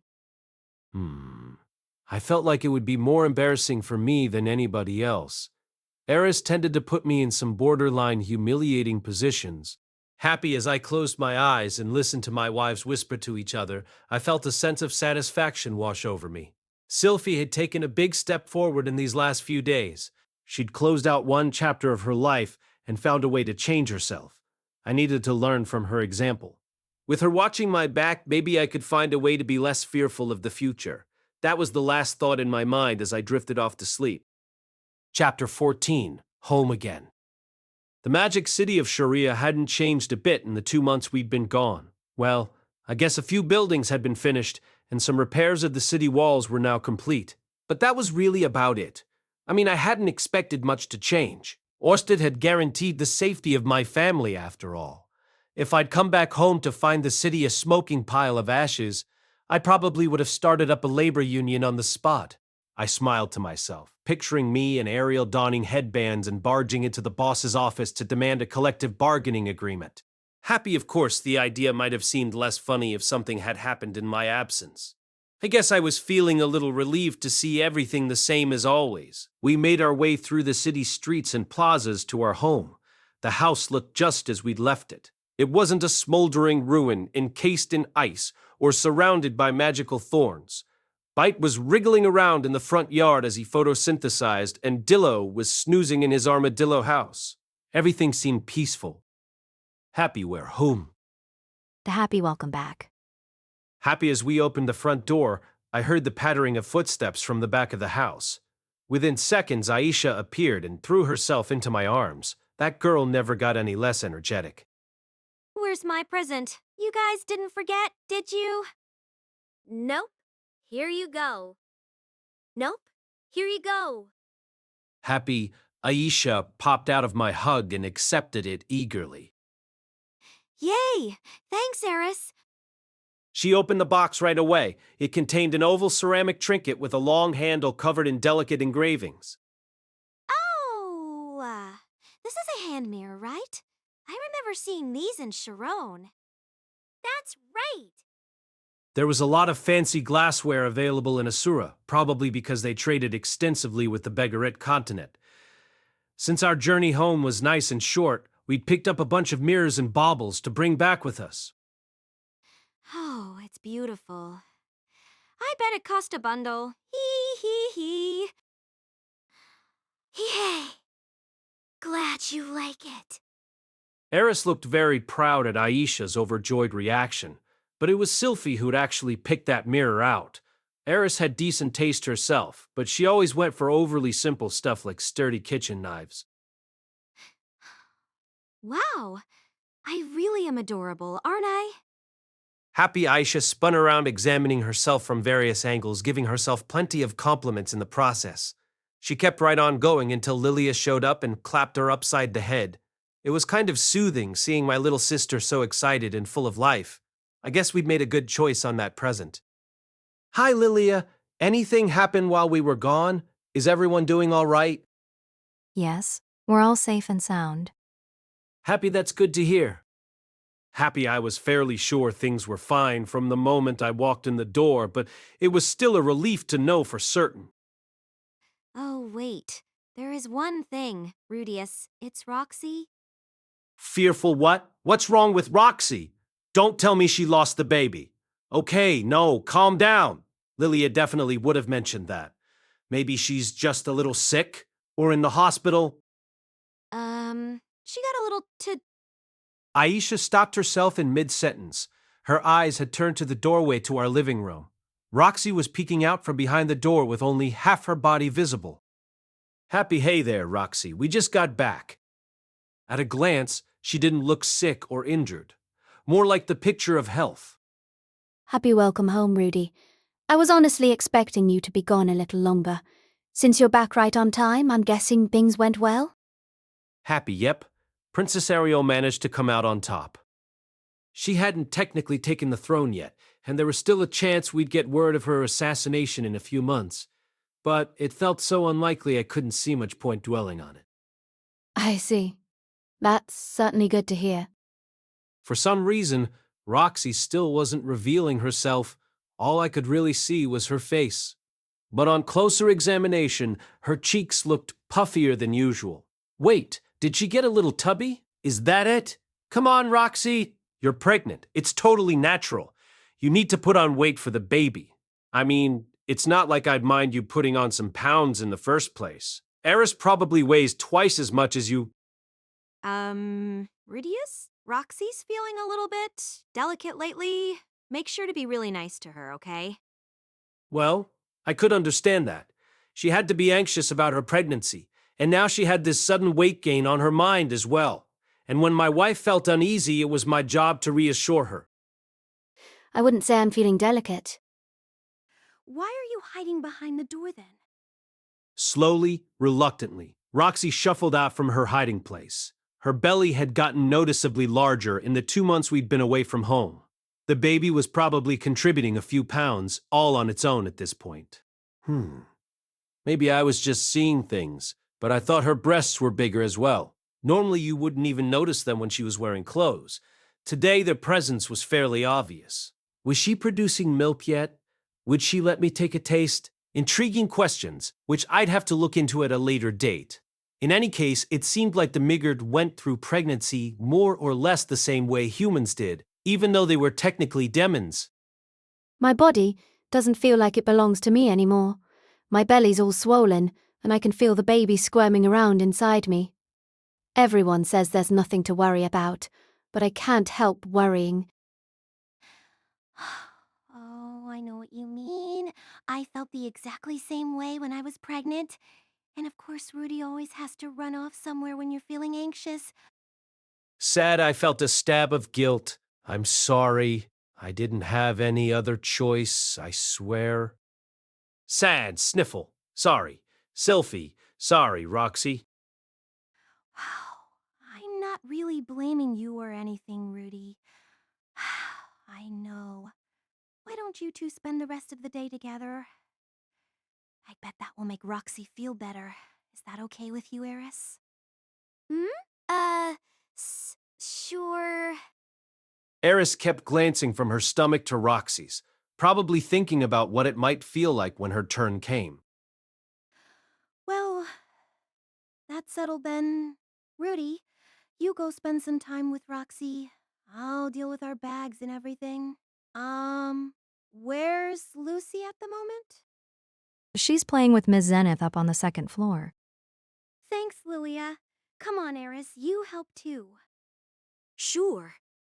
Without waiting for me to reply, Sylphy and Eris grabbed our bags and headed up to the second floor to start unpacking. Following my marching orders, I headed into the living room with Roxy, where I found our pet sacred beast curled up by the fireplace. He let out a deep woof at the sight of me and trotted over, wagging his tail happily. When I petted his head, he started licking my hand. What a good boy. Roxy and I settled down next to each other on the sofa. She was wearing loose clothing and seemed to be curling up to hide the shape of her body. Maybe she was feeling self-conscious about her figure. I thought she looked pretty cute this way, though. Roxy? How are things in Asura? Anyway, since you're back right on schedule, I'm guessing it went smoothly. Didn't you just ask me that 5 minutes ago? Roxy seemed flustered. You didn't see that every day. I wasn't sure what had her so agitated, but it was kind of adorable, so I didn't mind. Hopefully she wasn't going to be this cute all day. Ariel and Sylphy had kept me busy in the capital, but with that big work trip behind me, I was in the mood to let off some steam. It was probably better not to push things in a sexual direction, if Roxy was feeling this self-conscious, though. I was trying to be a considerate husband here. Okay then, let's start off with something nice and gentle. Your belly's gotten pretty big, huh? Can I stroke it? Angry? No. Absolutely not. Wow, she shot that down instantly. I guess she's a little sensitive about her belly in particular. Okay, what about... I Biesting. Didn't even get to ask. Does she think I am obsessed with breasts or something? I mean, I guess she isn't wrong, but still. They've been leaking this weird yellow liquid lately. I see. The same thing had happened with Sylphy. Probably meant her body was getting ready to produce milk. I would have been delighted to give her some helpful massages, but it seemed like that wasn't going to happen. Can I stroke your head at least? Roxy responded to this by leaning slightly toward me. I ran my hand gently over her head, enjoying the silky texture of her hair. Her belly and breasts were off limits, and her head was okay to touch. Now I needed to find exactly where she drew the line. This might require a bit of trial and error. How about your butt? Well, I guess that's all right. Roxy blushed, but gave me her consent. I ran my hand along her bottom. It was nice and round today. Gah. No. You're supposed to be doing the considerate thing, remember? Forget the butt. Think about the baby. Happy, When I am around the house, I think I'll try to spend as much time as I can with you. Ah, really? You don't have to force yourself. Aisha's here to help me, and I know you have a lot of things on your plate. Happy, yeah, but I know it's tough being pregnant. Maybe I can take you up and down the stairs or help you in the bath. Anything you want? The bath? Roxy seemed seriously alarmed by those words. This was starting to get confusing. Her belly and breasts were off limits. Her head and butt were fine. And the bath was a danger zone. But why? That's right. You do like washing off my body, don't you? Happy, oh, I love it. Especially when you let me use my hands instead of a washcloth. I'll admit I sometimes lose all self-control halfway through. But that's just part of the fun, right? You're going to find out eventually, so I think I should just get this over with. Okay. I could hear the defeat in Roxy's voice as she turned to face me, and her expression was deadly serious. Wait, is there something actually wrong? Maybe she'd found out the baby was sick. Maybe she'd heard it yelling, "Call me the great emperor of the demon world," from inside her belly. No, that didn't make any sense. Lilia would have told me if there was a problem that obvious. What else could it be, then? Sorry, Rudy, it's not your baby. Was the kid going to pop out with cat ears and a tail or something? No. She wouldn't do that to me. With a solemn expression on her face, Roxy began to unbutton her dress. Then she lifted it up to reveal her pale stomach. Her baby bump was now a full-fledged bulge, and her belly button was protruding slightly from its surface. My first thought was cute. My second thought was adorable. Nothing else came to mind, honestly. I wasn't seeing any weird patterns on her skin or anything. What's the problem here? Isn't it obvious? Well, no. or I wouldn't have asked the question. Sad, my belly button's sticking out now, right? Yes. Yes, it was. What did that have to do with anything, though? Having all that baby inside her must have pushed it inside out. It was supposedly a common thing for pregnant women. Yeah. It's sniffle. It's ridiculous, isn't it? It seemed Roxy had some strong feelings on the matter. I was beginning to understand what Aisha had meant by delicate. This belly button might seem like a trivial issue to anyone else, but for Roxy it was currently a major problem. Happy no. It's adorable. Angry I heard that pause. You can't fool me that easily. Happy I'm not trying to fool you, Roxy. I like it just fine this way. Angry liar. I remember the first time you licked it. You said, Bwehe, your belly button is the best. Don't try to deny it. Surely I never said anything that creepy? Well, sometimes I did get a little carried away in bed. Maybe I did say it. I probably did, huh? Yeah, I definitely did. What a creep. Sad ever since that I made sure to keep my belly button nice and clean. You must be disappointed to see it ruined like this, right? Happy it's not ruined, Roxy. This time I got my response off immediately. It wasn't like I had a fetish for any belly buttons or anything. As long as it was part of Roxy, I'd lavish it with love no matter what, even if she could fire missiles from it. Oh, wait. Now I remembered. I'd licked her belly button on a whim during one of our baby-making sessions, and she got all embarrassed. It was fun seeing her squirm, so I started barraging her with belly button compliments. I'm not falling for this. You're all talk, Rudy. Wow. She really doesn't want to believe me, huh? Angry, you want to convince me? Then prove you're being honest. How am I supposed to prove that? The only thing that came to mind was formally establishing the Church of Roxy and delivering a passionate sermon on the matter to several 100,000 true believers. That would probably take me at least a few days to arrange, so it wasn't an immediate solution to our dilemma. Lick it. You don't mind? Quite the daring suggestion, madam.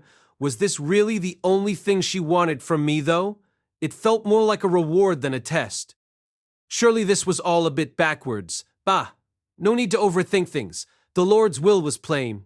All right, everyone, hands together. Let's say grace. Thank you, O Lord, for this, our food. I licked that belly button. Leo had wandered over to see what we were up to, so I had to push his head out of the way first. But I licked Roxy's belly button. In that moment, something moved inside her belly. It was a small movement, almost like a muscle twitching, but I could clearly feel it through my tongue. Roxy must have noticed as well. She froze up and met my gaze as I raised my head. Happy I guess someone's saying welcome home to Daddy. Happy I rose to my feet and ran a hand gently over Roxy's stomach. She'd objected earlier, but this time she didn't seem to mind. Her belly was nice and warm, wouldn't want it getting chilled, of course. Roxy's embarrassment seemed to have melted away all of a sudden. With a tender smile, she reached up and placed a hand on top of mine. Happy thank you, Rudy. I guess Sylphy was right. I do feel a little better now. Happy hearing that made me feel a bit relieved myself. Happy sorry to repeat myself, but welcome home, Rudy. Happy glad to be back. Happy I was home again and all was well. The next day, I went around town letting my friends know we were back. At this point, that meant Zenoba, Cliff, and Elenis. I'd already seen Nanahoshi at the floating fortress a few days earlier. I didn't have that many acquaintances left in the city of Sharia, did I? Everyone was going their separate ways. Even Zenoba and Cliff would probably leave sooner or later. With that thought, I headed to my final stop of the day. It was evening, and the world had taken on an orange tint by the time I reached the graveyard. It was a quiet place lined with rows of rounded headstones. Most people wouldn't choose to come here in the twilight, but things had just worked out that way. I'd spent longer than expected on my other visits. With a brief hello to the groundskeeper on duty, I entered the grounds and headed to the grave I was here to see. The name Paul Greyrat was carved on its surface, and it still looked brand new. I brought my hands together for a moment. Sad hey Dad, nobody died this time either. Sad placing on the grave a bottle of booze I'd bought in Ars and some flowers I'd picked up in the neighborhood, I started in on a quick summary of the most recent developments in our lives. I told Paul about Orsted, the man-god, and the battles we'd fought in Asura. I got to meet your little brother for the first time. My uncle, I guess. He seemed like a pretty faint-hearted guy, but he did remind me of you. I pictured Palemon's face as I spoke those words. There was definitely a resemblance. They were totally different in terms of build and personality, but you could tell the man was Paul's brother. There was something similar about the set of their eyes, I think. He survived, too.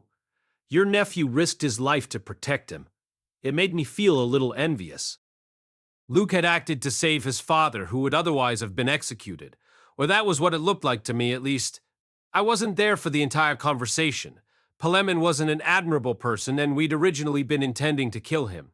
But seeing Luke's sheer desperation made me want to help him out. I'd ended up stepping in to offer some support. Sad I had to murder someone this time. I didn't deal the fatal blow personally, but I tracked him down and attacked with every intention of killing him, and he died. I don't regret that, but it did leave a bad taste in my mouth. Sad, it wasn't like this was the first time I'd killed someone. Similar things had happened before. But this one had really stuck with me, probably because I'd heard Rada's story a few minutes earlier. I took a few moments to reflect on everything that had taken place in Asura. On the whole, the mission went well. We hadn't lost anyone we didn't want to lose, and we had achieved our objective. Still, it had been a very close call. One small mistake along the way, and we might have lost someone. We probably would have won the battle anyway, but only at a terrible cost. Yet we were succeeded this time completely. There was no denying that. But I felt like there were plenty of lessons to be learned. What if we'd managed to defeat Aber at the Red Worm's Whiskers? What if Waita had successfully escaped from our battle in the streets of Ars? What if Orsted hadn't come running when Rada caught us in her deprivation field? What if Aber hadn't carried the antidote for his poison? You could drive yourself crazy asking questions like that, of course. Maybe it wasn't productive to dwell on all the details. There was one thing I knew for sure, though. The enemy was still alive and well. We'd beaten the man-god once, but the battle for Asura was only the first of many to come. This conflict was going to last for years, decades. How long could I keep squeaking by like this before something went horribly wrong? I'd gotten lucky this time, but I hadn't always been so fortunate, had I? I felt like my mistakes had cost me dearly in the past, even if I didn't think of it that way at the time. Sad Paul's death was a good example. Back then, I convinced myself that things had just worked out badly. And to be sure, I gave that fight everything I had. I made some mistakes and questionable decisions maybe, but I still did my very best. That allowed me to believe Paul's death was unavoidable. I told myself it was just bad luck, a quirk of fate. Was that actually true, though? Could a bit of good luck have saved my father's life? Sure. He died at the very last moment to that Hydra's final attack. The smallest of fortunate coincidences could have prevented that. Well, no point speculating about it. The point was, luck could always turn on almost anything. Did I have to keep tossing the dice like this, flipping a coin and hoping for the best, with the lives of everyone I loved on the line? Many of us had come close to death in Asura. Eris in particular had been badly wounded and then poisoned by Ober. We'd come right to the very edge of disaster and barely survived. Next time, maybe we'd come right up to the edge of victory and die. Was I willing to leave that in the hands of fate? Sure, there was always an element of luck in life. Human beings had their limits and their weaknesses. It's impossible to control events completely. But when I look back at my time in Asura, I saw room for improvement. What if I'd had a few more skills? A bit more combat prowess? A few local connections? Maybe I wouldn't have come so close to losing someone. Maybe there were ways I could have made things easier for us. I had to try to figure out what I was lacking. I needed to be stronger than this. I needed to hone my skills. I needed more allies I could turn to. Then again, I feel like I was already working on all of that. Sad regrets were just a part of life. There wasn't enough time in the day to do everything perfectly, and nothing was ever guaranteed, no matter what. My future self had been monstrously powerful, and his life was miserable. Sometimes knowing lots of fancy spells wasn't good enough. Still, couldn't let myself get complacent just because things went well this time. In my next battles against the man-god, I wanted to win cleanly instead of barely squeaking by. I wanted to be powerful enough to keep my family alive. I wanted to keep them as safe as I possibly could. I won't get careless. That was a promise I'd made before, but it was one I meant to keep. If I ever started to forget about it, I could always come out here for a reminder. Said I'm going to do the best I can, Dad. Keep an eye on me, okay? With those words, I turned and left the cemetery. Extra chapter to Brath's. One night, in a place whose name didn't matter, a local bartender witnessed something rather strange. Specifically, he saw a man, a solitary drunkard. This man had probably been bar hopping for a while before he reached the bartender's establishment. He was already drunk by the time he walked in the door. But he kept on drinking anyway, until he was totally plastered. And then he still kept on drinking, until he vomited repeatedly in the bathroom. Of course, this bartender had seen his fair share of alcoholics. He'd watched a few people drink themselves to death right in front of him, in fact. A drunkard like this was nothing out of the ordinary. Surprised, however, something odd happened late that night. There were few customers left in the bar at this point. The bartender had been washing plates and thinking about closing shop for the evening. All of a sudden, the drunkard lifted his head as if he had noticed something. His eyes were totally unfocused, and he looked half asleep, but for some reason, he turned to face the seat beside him. There was no one sitting in that chair. Hey there, man. It's been a while. The drunkard croaked out a greeting and tried to slap his invisible friend on the shoulders. His hand moved smoothly through the empty air, but he didn't seem to notice. He just kept right on talking. Oh, what's the matter, Chief? You're looking pretty gloomy today. Go on, tell me all about it. Deciding the man was just blathering like an idiot, the bartender shook his head and turned back to his dishes. What the? Hey, barkeep! The bartender glanced up again. The drunkard's bleary, unfocused gaze was wandering all around the bar. How's about you get this guy a beer too, huh? The bartender had no idea who this guy was supposed to be, but he wasn't going to refuse an order. He was just about to reply when... Dale, guess he wandered off somewhere. What kind of customer service is that, huh? The drunkard just decided he was nowhere to be found, and began loudly bad-mouthing him to his non-existent buddy. The bartender heaved a heavy sigh. He dealt with rambling drunks on a regular basis, but the ones who talked total nonsense could get violent sometimes. This man didn't look like much of a fighter, but the last thing he wanted at the end of long night was to spend an hour mopping blood and teeth off his floor. Rather than flailing around at random, however, the man went right on speaking to the empty chair beside him, and as he listened, the bartender began to feel a bit unnerved. For the rambling monologue of a drunk, this sounded a lot like one half of an actual conversation. Oh, yeah. So what? Someone wants you dead. Yeah, I bet you make yourself plenty of enemies. Hell, I'd probably hate your guts myself if I was seeing things from a different point of view. Good thing I'm such an easygoing guy, huh? What? You're asking me for a favor? Now that's downright unusual. Uh-huh.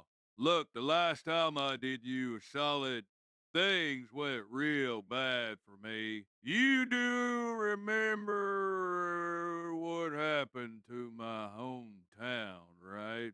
You're sorry? Huh? Man, that sounds weird coming from you. Must be a cold one in hell tonight. Oh, it really that bad? Bad enough. You need my help. Well, sure. You've shaved my bacon plenty of times. I did appreciate that heads up in the labyrinth earlier for the record. Yeah, I didn't work out that great in the end, but it's on us. We just weren't cut out for the job, I guess. Oh,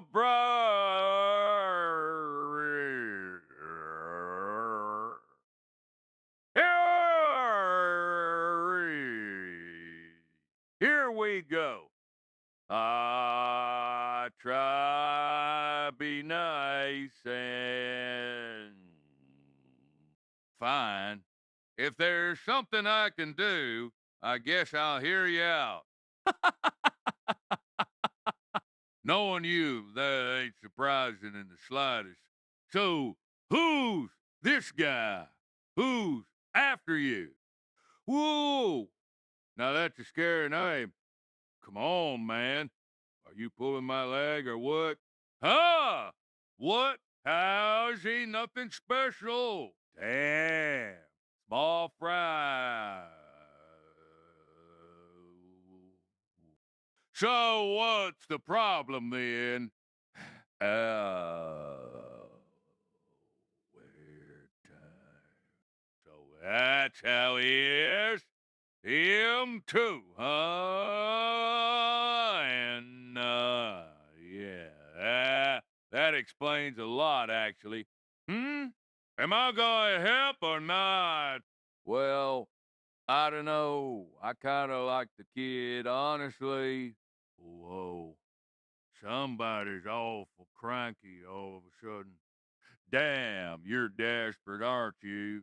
I thought I was a worthless piece of trash. You want my help that bad? Fine! Fine! I'll help you out, man. So, what's the plan? I haven't seen him in a while, but he's damn good at what he does. Ah, let's hear it. Team. Oh. Okay, right. Then what? Yeah, I think I get the idea. Don't know if it'll work out or not, but hey, guess we'll give it a shot. Why? At this point, the man collapsed forward onto his table and started sleeping like a log, and the bartender, who'd heard every word of his conversation, found himself thinking some unsettling thoughts. Had this man just made a deal with the devil? Was there some sort of profoundly evil thing sitting in that chair that only he could see? And was that thing going to creep up behind the bartender and whisper, "You should have minded your own business," in his ear? Ridiculous. With a firm shake of his head, the bartender approached the sleeping drunkard and shook him gently by the shoulder. Hey, buddy, we're about to close up for the night. Mind heading somewhere else to get your beauty sleep? After a few more vigorous shakes, the drunkard twitched and slowly pushed himself up off the table. Ma? All of his manic energy seemed to have disappeared completely. Rising unsteadily to his feet, he took a few copper coins from his pocket and tossed them on the table. And then he staggered off toward the exit, zigzagging erratically as he went. Almost looks like a puppet, the bartender thought as he dropped the coins into his pocket. Turning away, he headed back toward the kitchen, and then stopped as he heard the drunkard mutter something to himself. The man's voice was soft, but somehow the bartender heard him very clearly. Man, this sucks, but I owe him a lot, and the kid owes me. So if I have to pick sides, I guess.